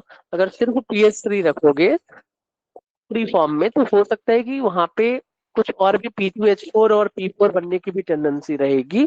हमारा जो कंपाउंड है वो क्या बन जाएगा, फ्लेमेबल बन जाएगा, है ना। तो ये फ्लेमेबल की तरह एक्ट नहीं करे, इसके लिए हम इसमें HI एसिड ऐड कर देते हैं। HI एसिड ऐड करने से ये PH4I बना लेता है, फॉस्फोनियम आयोडाइड। और तो हम इसको इसी फॉर्म में स्टोर करके रखेंगे, जब भी रिक्वायरमेंट होता है हम इसमें बेस ऐड कर देंगे, थोड़ा सा बेस ऐड करने से हमें प्योर फॉस्फेन मिल जाए। कोई कंफ्यूजन इस पॉइंट में, कोई कंफ्यूजन? हेलो, इस पॉइंट में कोई कंफ्यूजन है आप लोगों का? नहीं है सर। दूसरा मेथड एल्युमिनियम फॉस्फाइड यूज कर लेते हैं, है ना, ये तो सॉल्ट ही है, Al पे -3 एल्युमिनियम पे प्लस का 3। अब इसका रिएक्शन हम एसिड के साथ कराएंगे, है ना।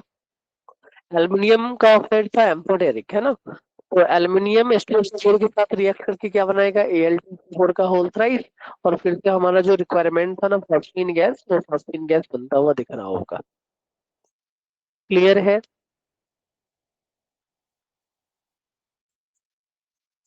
अब फॉस्फीन की अगर प्रॉपर्टीज की बात करें ना, तो ये कलरलेस गैस होता है, बट इसका जो स्मेल है ना वो रोटेन फिश स्मेल होता है। हमने एक रोटेन एग स्मेल पढ़ा था, वो था H2S का, हाइड्रोजन सल्फाइड का, सॉल्ट एनालिसिस में, है ना। और अगर आपसे ये पूछ ले कि रोटेन फिश स्मेल किसका होता है, तो आप क्या बोलोगे, फॉस्फीन का। Phosphine is highly poisonous in nature, so always हम को ना किसी कंपाउंड के फॉर्म में रखेंगे ना, PH4I के फॉर्म में रखते हैं, ठीक है। सेकेंड पॉइंट हमें ये भी याद रखना है कि phosphine is having rotten fish smell and highly poisonous in nature. कोई कंफ्यूजन है? हेलो, अगर इसकी रिएक्शन की बात करें, है ना, तो भाई जब भी अगर कोई भी ऑक्सीडाइजिंग एजेंट आए ना, सपोज SNO3 आता है या फिर Cl2 आएगा या फिर Br2 आएगा, तो इन वेपर के प्रेजेंस में ना ये एक्सप्लोड कर जाते हैं ना, हाईली इनफ्लेमेबल था, है ना। अगर ऑक्सीडाइजिंग एजेंट आया तो रिएक्शन बहुत ही हाई होगा। PH3 में फॉस्फोरस का ऑक्सीडेशन स्टेट बहुत ही, हम क्या बोलेंगे, अपने मिनिमम ऑक्सीडेशन स्टेट पे, डेट इज -3। तो -3 कंडीशन में ये रिड्यूसिंग एजेंट की तरह एक्ट करेगा, है ना। और सामने अगर कोई भी OA आए तो रिडॉक्स रिएक्शन हो जाएगा, डेट मीन्स एक्सप्लोजन हो जाता है। ये पॉइंट क्लियर है? ये पॉइंट क्लियर है? हाँ सर।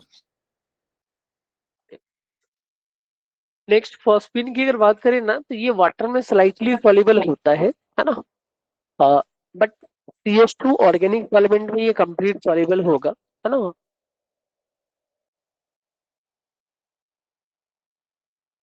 और जब भी अगर हम कोई सॉल्यूशन PH3 का बनाते हैं वाटर में,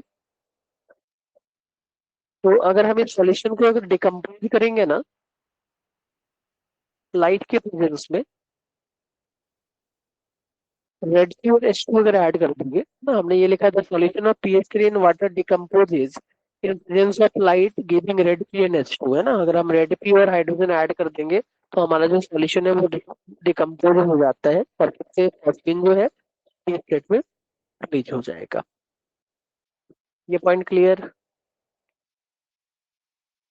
ये पॉइंट क्लियर है? इस सर पॉइंट में किन्हीं केमिकल प्रॉपर्टीज की अगर बात करें,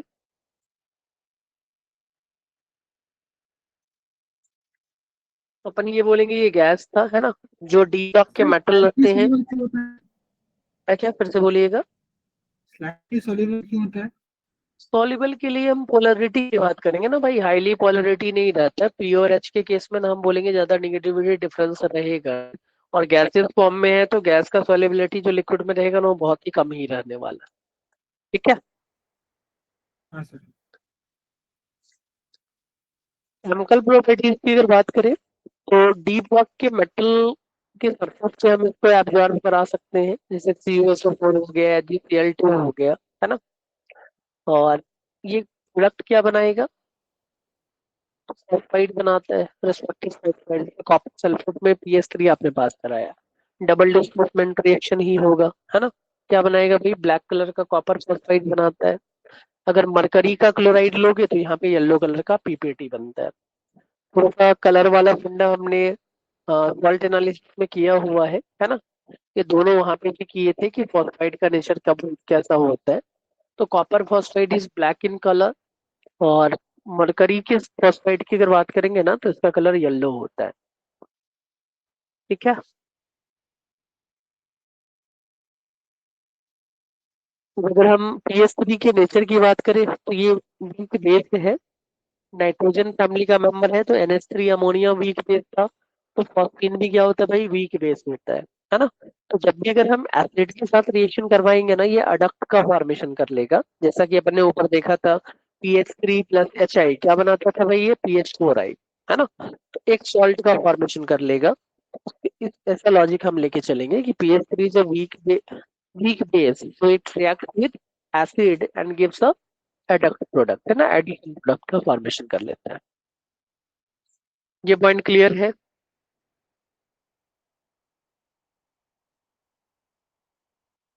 हेलो। इस पॉइंट में किन्हीं का कुछ कंफ्यूजन है भाई, एक बार कंफर्म करिएगा आप लोग।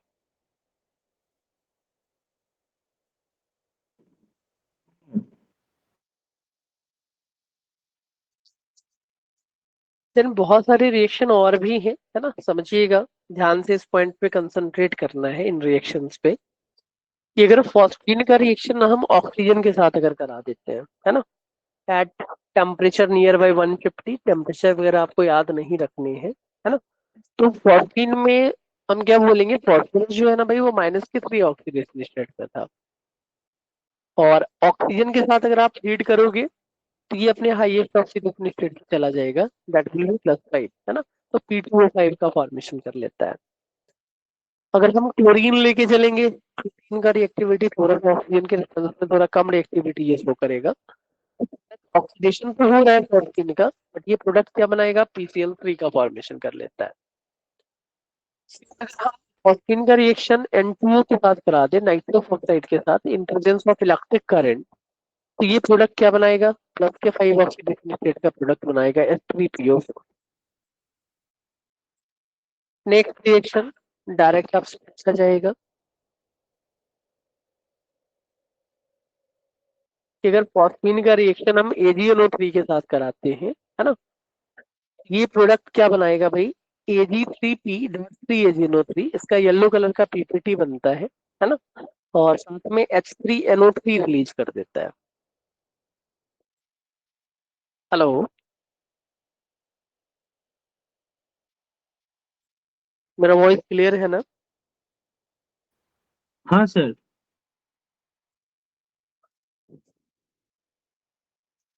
नेक्स्ट है कि जब हम इसी वाले कॉम्प्लेक्स को ना, जो येलो PPT था, इसका हाइड्रोलाइज अगर करवाएंगे तो हमें जो प्रोडक्ट मिलता है ना वो ब्लैक कलर का PPT मिलेगा, सिल्वर का।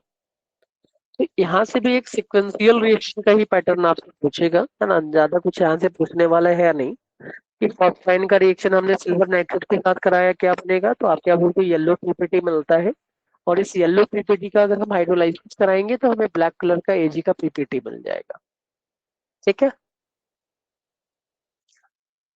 इसके एक यूज है ना, फॉस्फीन का, कि फॉस्फीन का रिएक्शन जब हम फॉर्मल्डिहाइड के साथ कर देंगे, HCHO, है ना, और वाटर के प्रेजेंस में, तो ये व्हाइट या कलरलेस एक सॉलिड का फॉर्मेशन कर लेता है, PCH2 का CH2H का होल 4, है ना। और इस व्हाइट या कलरलेस सॉलिड का यूज ना हम फायर प्रूफ कॉटन फैब्रिक बनाने में यूज करते हैं। यूजेस से भी क्वेश्चन यहाँ पे पूछ सकता है आपसे कि फॉस्फीन से हम क्या कंपाउंड बनाएंगे जिसका यूज कहीं पे कर सकते हैं आप। तो हम एक फंडा ये याद रखना है, PCH2 का होल 4, है ना। और इसका यूज कहाँ पे होता है? फायर प्रूफ कॉटन के फैब्रिक बनाने में। ठीक है भाई।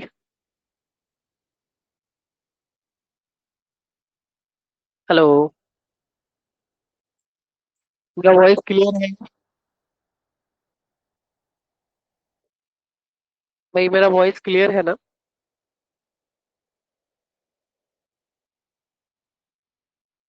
हाँ सर।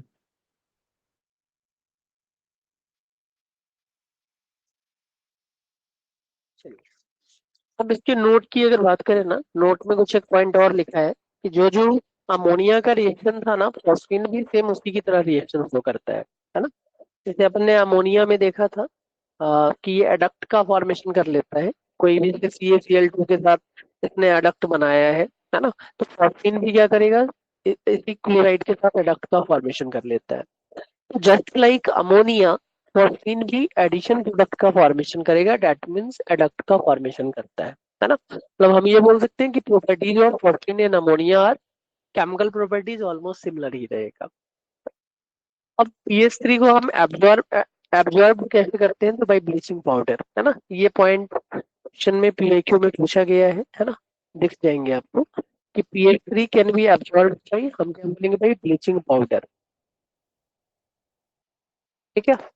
तो ब्लीचिंग पाउडर प्रोटीन को एब्जॉर्ब होकर क्या बनाता है? PCl3 का फॉर्मेशन कर लेता है ना। अमोनिया भी जैसा फॉस्फीन का रिएक्शन था, अमोनिया का भी सेम रिएक्शन होगा, है ना। तो अमोनिया को भी ब्लीचिंग पाउडर क्या करता है? एब्जॉर्ब करता है। इस कंडीशन में हम बोलेंगे नाइट्रोजन गैस रिलीज होगा। यहाँ पे प्रोडक्ट क्या बनता है? PCl3 बनता है, फॉस्फोरस का ट्राइक्लोराइड। ये पॉइंट क्लियर है? हेलो। सर सर चलिए, अब इसके यूजेस की अगर बात करें ना, तो सी में जो सिग्नल रहता है ना, बोलिए बोलिए। केमिकल प्रॉपर्टीज का फर्स्ट पॉइंट में वो ब्लैक पीपीटी होगा। वहां पे भाई केमिकल प्रॉपर्टीज का फर्स्ट पॉइंट में। देखते हैं भाई, केमिकल प्रॉपर्टीज के फर्स्ट, हाँ ब्लैक पीपीटी रहेगा भाई। ठीक है सर। ठीक है। अब यहाँ पे आते हैं अपन, है ना। अब इसका यूजेस कहाँ होता है? तो यूजेस के लिए हम ना ये बोलते हैं भाई कि फॉस्फीन का यूजेस ना हम सिग्नल के फॉर्म में यूज करते हैं ना। होम सिग्नल मतलब जो सी में सीप्स वगैरह रहते हैं ना, उसको अगर कहीं पे सिग्नल देना रहेगा, है ना, तो वहां पे हम फॉस्फीन गैस का यूज कर लेते हैं। इसलिए ये होता है कि कोई एक कंटेनर रहेगा जिसमें कैल्शियम कार्बाइड रहता है और कैल्शियम फॉस्फाइड। ठीक है भाई। तो फॉस्फाइड जो था ना, कैल्शियम कार्बाइड और कैल्शियम फॉस्फाइड, ये सी वाटर के साथ कांटेक्ट में आके क्या करेगा भाई? फायर की तरह, मतलब फॉस्फीन का हाईली रिएक्टिव है ना, तो ये फायर कैच कर लेगा, है ना। तो फायर की हेल्प से ना हम सिग्नल भेजने का काम करते हैं, है ना। कि कभी भी अगर शिप में कुछ प्रॉब्लम वगैरह आ जाता है तो नियर बाई जो सिग्नल दिया जाता है ना, उसी सिग्नल को बोलते हैं अपन हॉर्न सिग्नल। क्लियर है भाई ये? हेलो, कंफ्यूजन है यहाँ पे? इसका मीनिंग समझ में आया ना भाई, ये क्या होता है? हेलो। समझ आया। Okay. Sir phosphine then gas water में आगे जलता है। हाँ हाँ, आगे जल जाता है ना, हाईली रिएक्टिव था ना, यही तो देखा, डायरेक्ट कांटेक्ट में आने से फायर कैच कर लेगा। ठीक है। ठीक है। तो ये सिग्नल की तरह काम करेगा। नेक्स्ट आते हैं अपन फॉस्फोरस के हैलाइड की बात करेंगे अपन। तो जस्ट लाइक नाइट्रोजन ना, फॉस्फोरस भी दो टाइप के हैलाइड बनाएगा जो इनका कॉमन ऑक्सीडेशन स्टेट था। एक P+3 का हैलाइड और एक P+5 का हैलाइड, है ना। बट +3 में थोड़ा सा ध्यान रखना कि +3 में ना PF3 पॉसिबल होता है, PF5 पॉसिबल नहीं होता। 5 वाले में क्लोरीन, ब्रोमीन और आयोडीन ही रहेगा, है ना। X3 वाले में PF3 भी अपन बना सकते हैं। ठीक है।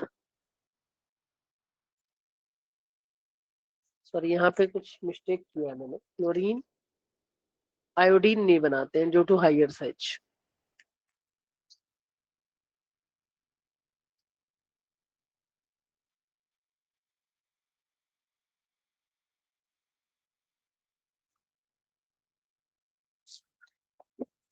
ठीक है भाई।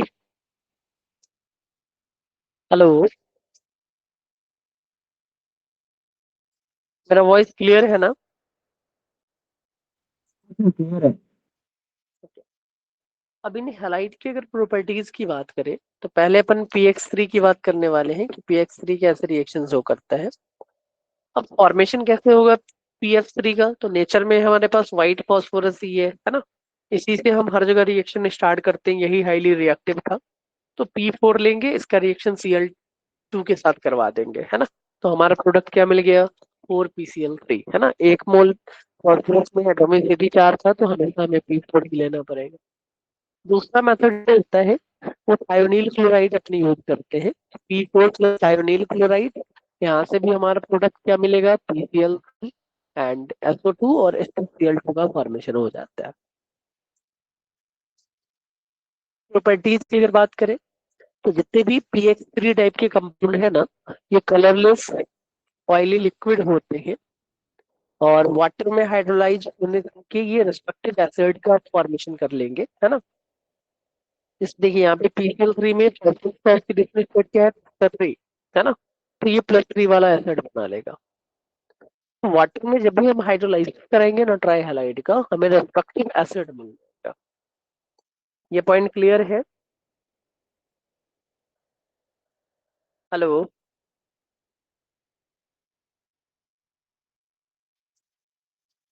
थर्ड पॉइंट, फॉस्फोरस हैलाइड जो होते हैं ट्राई हैलाइड, ये एसिड के साथ रिएक्ट करेंगे, है ना। ऑर्गेनिक कंपाउंड जिसमें भी OH ग्रुप रहेंगे, है ना, उनके साथ ये रिएक्ट करता है और प्रोडक्ट क्या बना लेगा?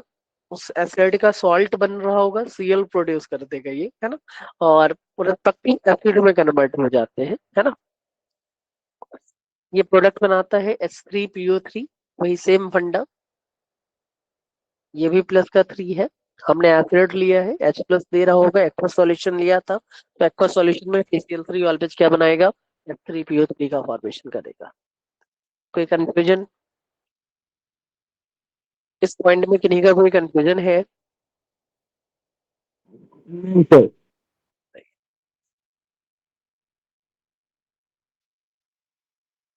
नेक्स्ट है अपना फॉस्फोरस पेंटा ऑक्साइड, है ना, PX5। तो केमिकल बॉन्डिंग में हमने देखा था PCl5 का स्ट्रक्चर, है ना, दो टाइप के स्ट्रक्चर रहते हैं। या तो सॉलिड फॉर्म में भी कहीं कहीं पूछ लेता है, कभी आपसे गैसियस या फिर लिक्विड फेज की बात करेगा। तो in gaseous and liquid phase ना, PCl5 का हाइब्रिडाइजेशन sp3d था।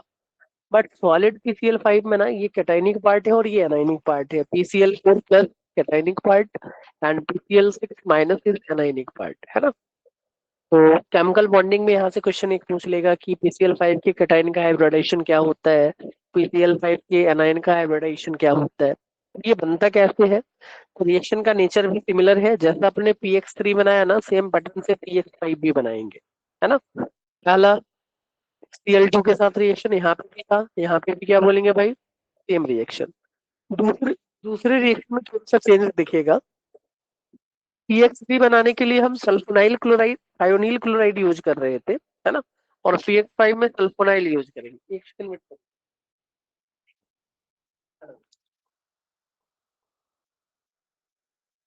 हेलो। कौन? हेलो।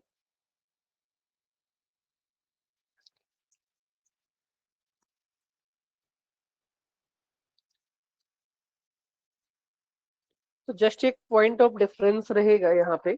एक जगह हम थायोनील क्लोराइड यूज करते हैं, एक में सल्फोनाइल क्लोराइड यूज करते हैं, है ना। और यहाँ से भी क्वेश्चन पूछ सकता है कि जब सल्फोनाइल क्लोराइड लिया होगा तो हमारा फाइनल प्रोडक्ट क्या बनेगा?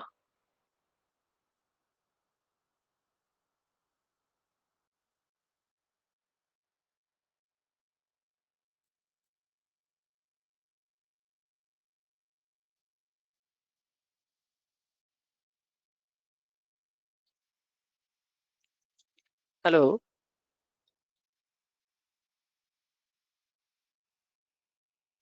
मेरा वॉइस क्लियर है ना? एक बार कंफर्म करिएगा आप लोग।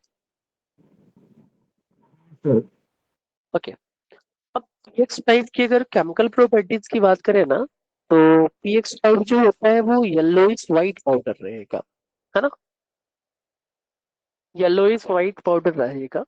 अगर हम इसका हाइड्रोलाइसिस करेंगे ना, तो सेम उसी पैटर्न में जैसा अपन ने पहले देखा था ना, कि जो रिएक्शन हम PX3 के टाइप में करवा रहे थे, वही हमें यहाँ पे PX5 के केस में भी कराएंगे, है ना? तो यहाँ पे PCl5 में फास्फोरस का ऑक्सीडेशन स्टेट क्या दिख रहा होगा आपको? +5। तो हमारा जो एसिड बनेगा ना, एसिड क्या बनने वाला भाई? +5 का एसिड बनेगा, फॉस्फोरिक एसिड बन जाता है। ये कंफ्यूजन है? इस पॉइंट में कोई कंफ्यूजन है? हेलो ऑनलाइन बच्चे, यहाँ पे कोई कंफ्यूजन है? सेम लॉजिक से जैसा PX3 में अपन ने क्या बनाया था, S3PO3 +3 वाला एसिड, +5 में क्या बनाएंगे? +5 का acid, that will be phosphoric acid. Clear? Sir clear है।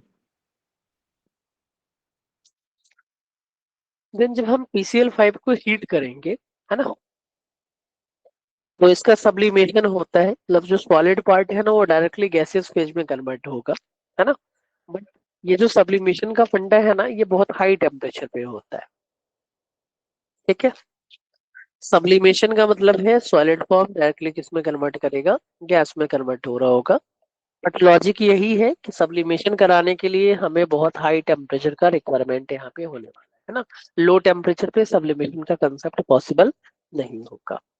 जस्ट लाइक PX3, है ना, PCl5 भी organic compound containing OH group के साथ रिएक्ट करेंगे और सॉल्ट का फॉर्मेशन करेगा। पहले स्टेप में क्या बनाएगा? POCl3, है ना? यहाँ पे भी POCl3 बनता हुआ दिख रहा होगा, इधर भी POCl3 बना है ना? और ड्राइविंग रिएजेंट है ये। हाँ, और लास्ट में अगर हम इसको हाइड्रोलाइज कर देंगे, तो हमारा प्रोडक्ट क्या बन जाएगा? S3PO4 बन जाएगा।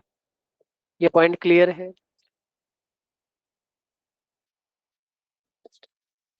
इस पॉइंट में कहीं कहीं पे किन्हीं का कोई कंफ्यूजन है? इस पॉइंट में किन्हीं का कोई कंफ्यूजन? इस पॉइंट में किन्हीं का कोई कंफ्यूजन? नहीं सर। चलिए देन सबसे मेन पार्ट पे मूव करते हैं अपन, है ना? इस पे 5 स्टार लगाना है आपको। और एक क्वेश्चन पूछने का चांसेस यहाँ से रहता है, या तो नाइट्रोजन के कंपाउंड पूछेगा आपसे, या फिर फास्फोरस के कंपाउंड पूछे जाएंगे, है ना? इन दोनों ही टेबल से ना एक क्वेश्चन कंफर्म है कि आएगा ही आएगा आपके पेपर में, है ना?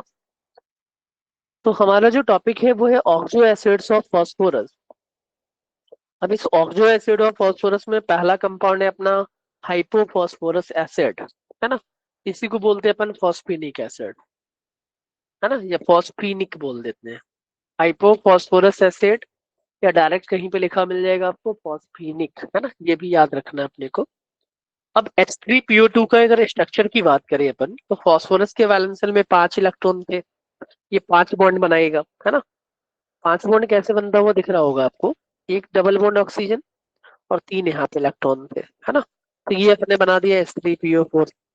ऑक्सीडेशन स्टेट, ये -4, ये +3, डेट इज +1, है ना? तो हाइपोफॉस्फोरस एसिड या फॉस्फेनिक में फास्फोरस का ऑक्सीडेशन स्टेट +1 होता है। अब यहाँ पे ये पूछा जाएगा कि भाई कितने टाइप के बॉन्ड थे और नेचर क्या है बॉन्ड का, प्लस प्रिपरेशन टेक्निक, जैसा नाइट्रोजन वाले ऑक्साइड के लिए अपने प्रिपरेशन पे पूरा फोकस किया था ना, याद रखना है। तो यहाँ पे भी हमें ये रिलेट करना पड़ता है भाई कि किस प्रिपरेशन टेक्निक से हम कौन सा ऑक्सो एसिड का फॉर्मेशन करते हैं, है ना? एलिमिनेशन टेक्निक का फंडा यहाँ पे भी हमें रिलेट करना पड़ता है। इसमें एक POH बॉन्ड दिख रहा होगा, 2 PH बॉन्ड दिख रहा होगा और एक P डबल बॉन्ड वो दिख रहा होगा, है ना? मेथड ऑफ प्रिपरेशन कैसे होगा? तो जब हम व्हाइट फास्फोरस का रिएक्शन अल्कली के साथ करवाएंगे ना, तो हमें क्या मिलता है? फॉस्फेनिक मिलेगा या फिर हाइपोफॉस्फोरस एसिड मिलता है। सेकेंड कंपाउंड इसको बोल देते हैं अपन ऑर्थो फास्फोरस एसिड, है ना, या इसको भी हम बोलते हैं फॉस्फोनिक। ये फॉस्फीनिक था, ये फॉस्फोनिक था, है ना? आई और ओ का बस डिफरेंस है ना? तो जब भी क्वेश्चन में अगर पूछे ना, तो ध्यान से पढ़ना है आई और ओ आपको दिखेगा नहीं, है ना, या तो आई को आप ओ कंसीडर कर लोगे या ओ को आई कंसीडर कर सकते हो। तो ये H3PO3 है। चेंज क्या आएगा स्ट्रक्चर में, 3 ऑक्सीजन थे, है ना, यहाँ पे 2 ही ऑक्सीजन था, तो यहाँ पे एक को गायब करना पड़ेगा अपने को, है ना। ये है इसका स्ट्रक्चर H3PO3। 2 पीओएच बॉन्ड दिख रहा होगा, एक पीएच बॉन्ड था और एक पी डबल बॉन्ड बॉन्ड था। मेथड ऑफ प्रिपरेशन, है ना, P2O3 को जब हम हाइड्रोलाइज करेंगे तो यहाँ से हमें क्या मिलता है, H3PO3 मिल जाता है। तीसरा है भाई पायरोफॉस्फोरस एसिड। अब पायरोफॉस्फोरस एसिड का जो फंडा अपन लेके चलते हैं, है ना, पहले हम ऑक्सीडेशन स्टेट की बात कर लेते हैं, इसमें भी प्लस का 3 है ना। तो हमने क्या किया है, इसका जो OH वाला पार्ट था ना, ऑर्थोफॉस्फोरिक एसिड से ना एक वाटर मॉलिक्यूल अपन ने बाहर निकाल दिया, देखिएगा, है ना। इसका अगर हम डबल करते हैं ना, डबल करोगे तो क्या बनेगा, H6P2O6, है ना। हमने H6 से 2 हाइड्रोजन निकाल दिया और एक ऑक्सीजन निकाल दिया। पायरोफॉस्फोरस एसिड जो है ना, हमने क्या किया कि 2 मोल ऑर्थोफॉस्फोरस एसिड का डिहाइड्रेशन करवाने से हमारा प्रोडक्ट क्या बना, पायरोफॉस्फोरस एसिड बना होगा। तो स्ट्रक्चर भी अपन ने उसी तरीके से रखा है, देखना इसका OH और दूसरे वाले का H, है ना, ये गायब करके हमने क्या बना दिया, ये कंपाउंड बना दिया है, ये है पायरोफॉस्फोरस एसिड। अब इसमें कितने पीओएच बॉन्ड है, 2 पीओएच बॉन्ड दिखेंगे, कितने पीएच बॉन्ड है, 2 पीएच दिखेंगे, 2 पी डबल बॉन्ड ओ भी दिखेगा, और यहाँ पे हम ये बोल सकते हैं कि पहली बार में एक पीपी बॉन्ड भी आया, है ना। क्या बोलेंगे भाई, phosphor pyrophosphorus acid that is H4P2O5 में हमें एक पीपी बॉन्ड भी देखने को मिलता है। कोई कंफ्यूजन है? हेलो भाई, यहाँ पे कोई कंफ्यूजन?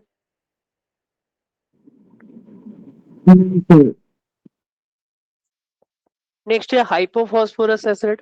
हाइपोफॉस्फोरस एसिड का फॉर्मूला होता है H4P2O6। ऑक्सीडेशन स्टेट माइनस का 12 प्लस का 4 आएगा, प्लस का 8, है ना, दैट मीन्स एक एटम पे क्या आएगा, प्लस का 4 आ जाएगा, है ना। तो इसमें अगर हम स्ट्रक्चर बनाएंगे ना, तो 4 पीओएच बॉन्ड दिखेंगे अपने को, 2 पी डबल बॉन्ड वो दिख रहा होगा, है ना, और 2 पीओएच बॉन्ड, कुछ गलत लिख दिया, 4 पीओएच बॉन्ड दिखेंगे, 2 पी डबल बॉन्ड वो दिखेगा, है ना, और यहाँ पे भी एक पीपी बॉन्ड रहता है। ठीक है भाई, तो थोड़ा सा करेक्शन कर लेना आप लोग, ये गाइड कर देना, मैं फिर से अपडेटेड वाला सेंड कर दूंगा आपको। देखिए ऑर्थोफॉस्फोरिक एसिड, है ना, तो H3PO4 को हम क्या बोलते हैं, ऑर्थोफॉस्फोरिक एसिड, है ना। इसमें 3 पीओएच बॉन्ड रहता है, 1 पी डबल बॉन्ड ओ रहेगा। अब इनके मेथड ऑफ प्रिपरेशन भी मेन है, जहां जहां मैंने हाईलाइट किया है ना, ये पीवाईक्यू में पूछा गया क्वेश्चन है ना। तो रेड फॉस्फोरस को जब हम अल्कली के साथ रिएक्ट करेंगे तब हमें मिलता है हाइपोफॉस्फोरिक एसिड। PCl3 को जब हम H3PO3 के साथ हीट करते हैं देन हमें क्या मिलता है, पायरोफॉस्फोरिक एसिड। और व्हाइट फॉस्फोरस का जब हम अल्कली के साथ रिएक्शन करेंगे ना, तो हमें मिलेगा hypophosphorous acid. Then pyrophosphoric acid is H4P2O7। Structure कुछ ऐसा होता है, 4 पीओएच बॉन्ड दिख रहे होंगे, 2 पी डबल बॉन्ड हो और एक पीओपी लिंकेज दिख रहा है ना। तो ये कैसे बनेगा, तो जब भी हम ऑर्थोफॉस्फोरिक एसिड को हीट करेंगे ना, तो यहाँ से हमें क्या मिलता है भाई, पायरोफॉस्फोरिक एसिड का फॉर्मेशन होता है दिखेगा। ये पॉइंट क्लियर है? ये पॉइंट क्लियर है? हेलो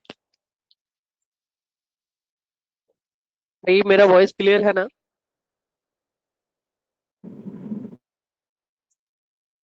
मेरा वॉइस क्लियर है? एक बार कंफर्म करिए।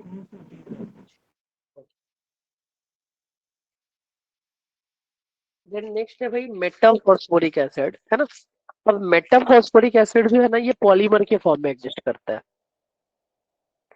Metaphosphoric acid exist in form of polymers, है ना, पॉलीमेरिक फॉर्म है ना। हम HPO3 N लिख देंगे, है ना, तो इसी को बोल देते हैं अपन मेटाफॉस्फोरिक फॉर्म।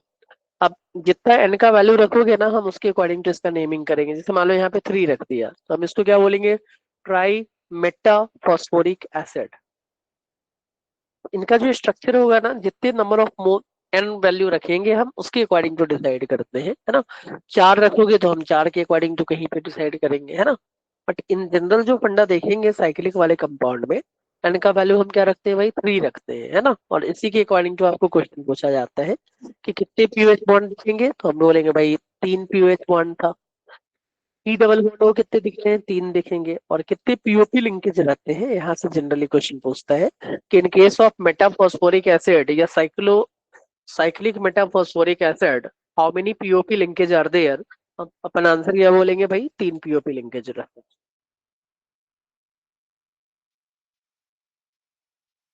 ये पॉइंट क्लियर है? हेलो, ये पॉइंट क्लियर है ना भाई सबको? एक बार कंफर्म करना।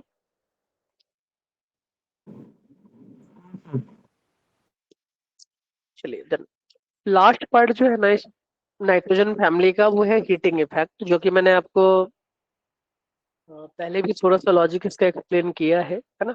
जैसे मान लीजिए कि H3PO2 लिया अपन ने, है ना। तो H3PO2 में फॉस्फोरस का ऑक्सीडेशन स्टेट प्लस का 1 आ रहा है। तो जब हम इसको हीट करेंगे ना 140 डिग्री पे, तो इससे हमें क्या मिलता है, फॉस्फीन मिलता है और फॉस्फोरिक एसिड। मतलब डिस्प्रोपोर्शनेशन वाला फंडा हो जाएगा, एक +5 और दूसरा -3। बट हम ऑर्थोफॉस्फोरिक एसिड को जब हाई टेम्परेचर पे हीट करेंगे, है ना, तो इससे हमारा कंपाउंड क्या मिलता है, पायरो, है ना। मतलब ऐसे बोलेंगे 200 पे जेंटल हीट किया तो पायरो मिलेगा, है ना।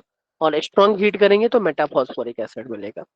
तो यहाँ से डायरेक्ट क्वेश्चन एक लैंग्वेज वाला पूछ लेता है कि हम अगर किसी भी कंपाउंड को हीट कर रहे हैं ना फॉस्फोरस कंटेनिंग, है ना, तो पहला आएगा H3PO2 का फंडा कि H3PO2 को अगर आप हीट करो तो क्या मिलेगा, या हाइपोफॉस्फोरस एसिड को अगर हम हीट करते हैं तो हमें प्रोडक्ट क्या मिलता है, मैं लिख दे रहा हूँ। ये है अपना हाइपोफॉस्फोरस एसिड। तो हाइपोफॉस्फोरस एसिड को जब अपन हीट करेंगे,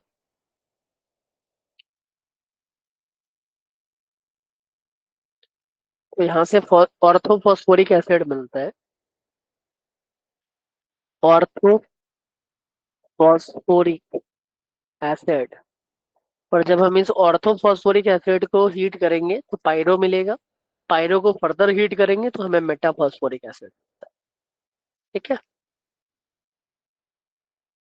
इस पे 5 स्टार लगाना है आपको। ये वाले फंडे से पीवाईक्यू का जब क्वेश्चन सॉल्व करेंगे ना, तो आपको बहुत सारे क्वेश्चन डायरेक्टली यहाँ से दिख जाएंगे सॉल्व होते हुए। ये नाइट्रोजन फैमिली का लास्ट पार्ट है ग्राम सॉल्ट, है ना। अब ग्राम सॉल्ट का फॉर्मेशन कैसे होता है समझिएगा। तो ग्राम सॉल्ट बनाने के लिए ना हम क्या करते हैं भाई, सोडियम, सर थोड़ा ऊपर वाला पार्ट दिखाइए। देख लीजिएगा,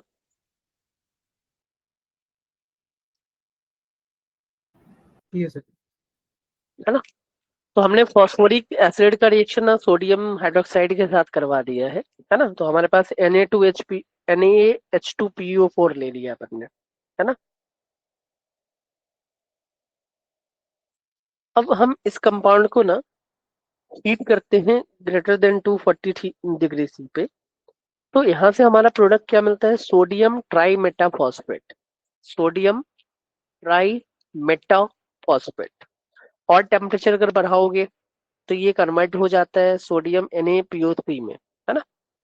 और हम जब इसको सडन रैपिड कूल करेंगे ना, तो कूल करने से हमें एक क्रिस्टल टाइप का स्ट्रक्चर मिल जाएगा, है ना।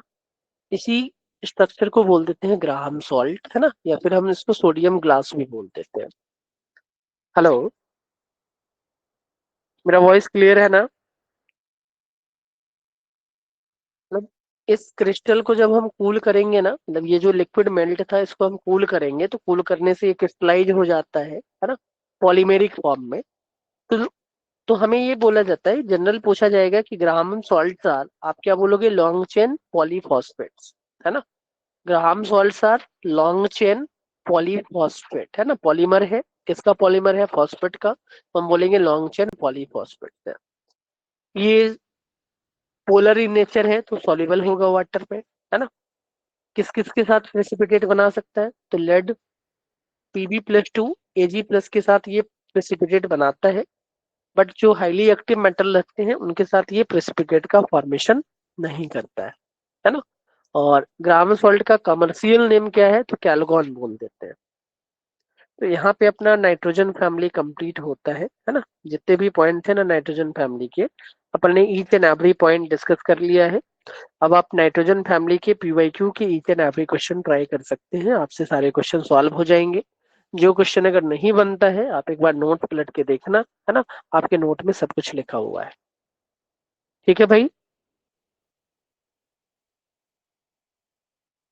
हेलो, मेरा वॉइस क्लियर है ना? चलिए देन नेक्स्ट फैमिली स्टार्ट करते हैं। Next family is oxygen family.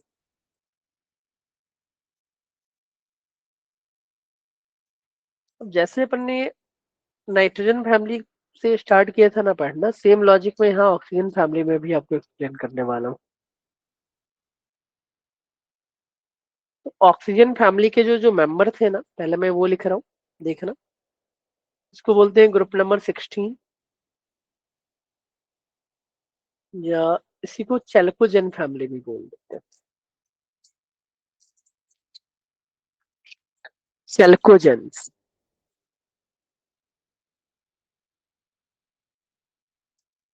चैल्कोजेंस का मतलब होता है ओर फैमिली, है ना, ओर फैमिली। तो जितने भी ओर है ना भाई, वो या तो ऑक्साइड के फॉर्म में मिलेंगे या फिर सल्फाइड के फॉर्म में मिलते हैं, है ना। तो इसलिए हम इसको क्या बोलते हैं भाई, चैल्कोजेंस भी बोल देते हैं।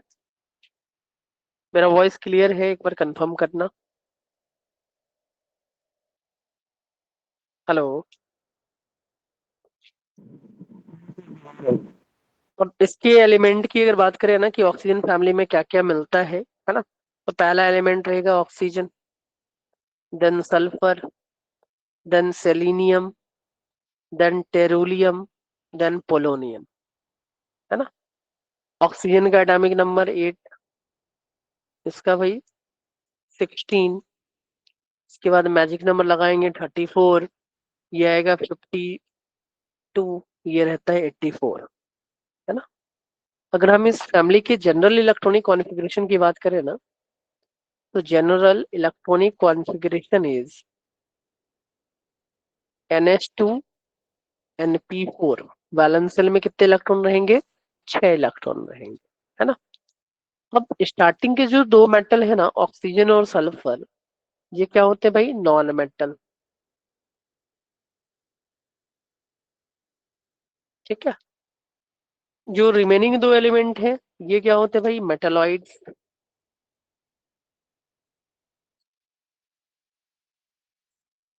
और पोलोनियम जो है ना, ये रेडियो एक्टिव मेटल है, रेडियो एक्टिव मेटल। ठीक है। अब अपन ने जैसे नाइट्रोजन फैमिली में देखा था ना, हम पहले इसके अकरेंस की बात करते थे कि ये नेचर में किस फॉर्म में मिलता है, कहाँ पे मिलेगा। तो ऑक्सीजन जो होता है ना भाई, वो जनरली हम क्या बोलेंगे कि ये most abundant element in earth crust है। हेलो, मेरा वॉइस क्लियर है ना?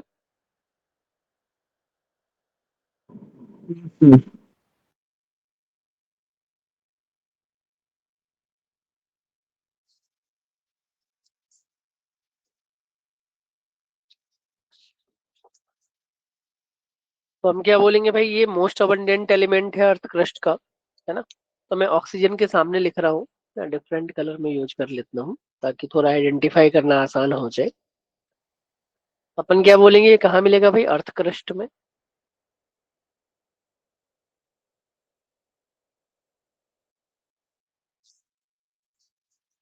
और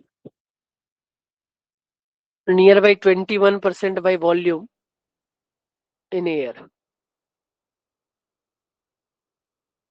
एयर, है ना।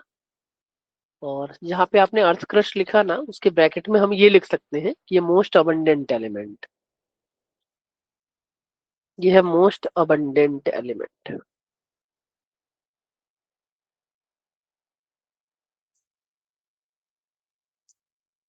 क्लियर है भाई?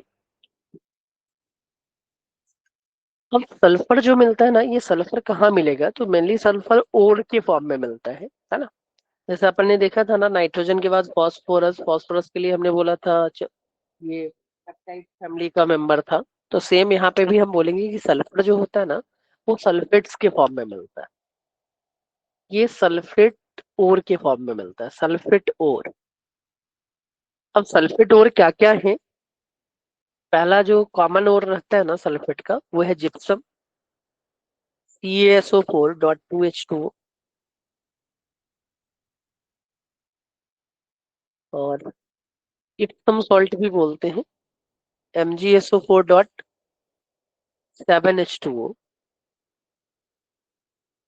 And third one is baryta, बोलते हैं बेराइटा वाटर, है ना, BARYT, बेराइटा, है ना, मतलब बेरियम सल्फेट।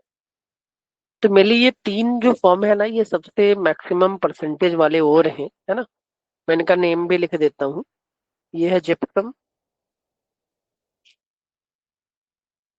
ये है अपना इप्सम, ये रहा अपना इप्सम सॉल्ट, और ये है बेराइटा। ठीक है।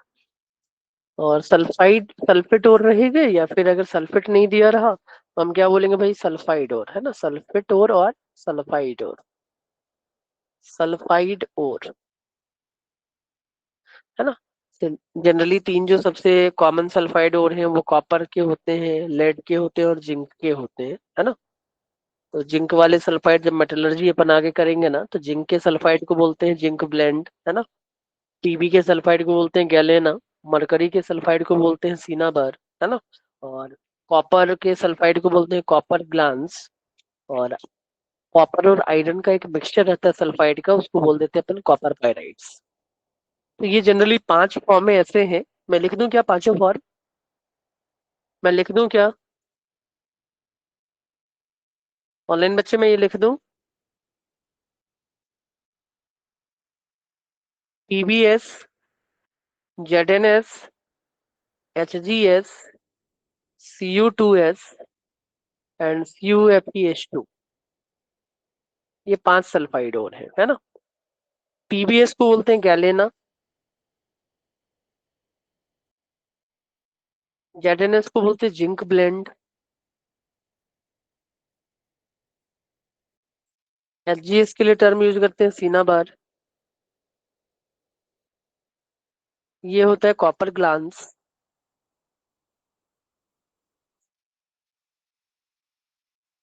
एंड ये जो दिख रहा है ना, इसको बोलते हैं अपन कॉपर पायराइड, कॉपर पायराइड। ठीक है भाई, इसमें कुछ कंफ्यूजन है आप लोगों का? हेलो। तो बोले आप छोड़ देंगे, नेक्स्ट क्लास मैथ है अभी। हाँ हाँ ठीक है, चलो मैं छोड़ देता हूँ, चलिए मिलते हैं, बाय बाय। ठीक। ठीक है, bye. Bye bye.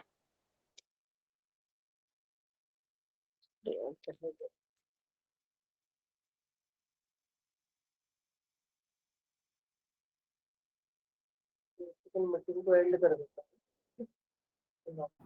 Sir PDF भेज दीजिएगा।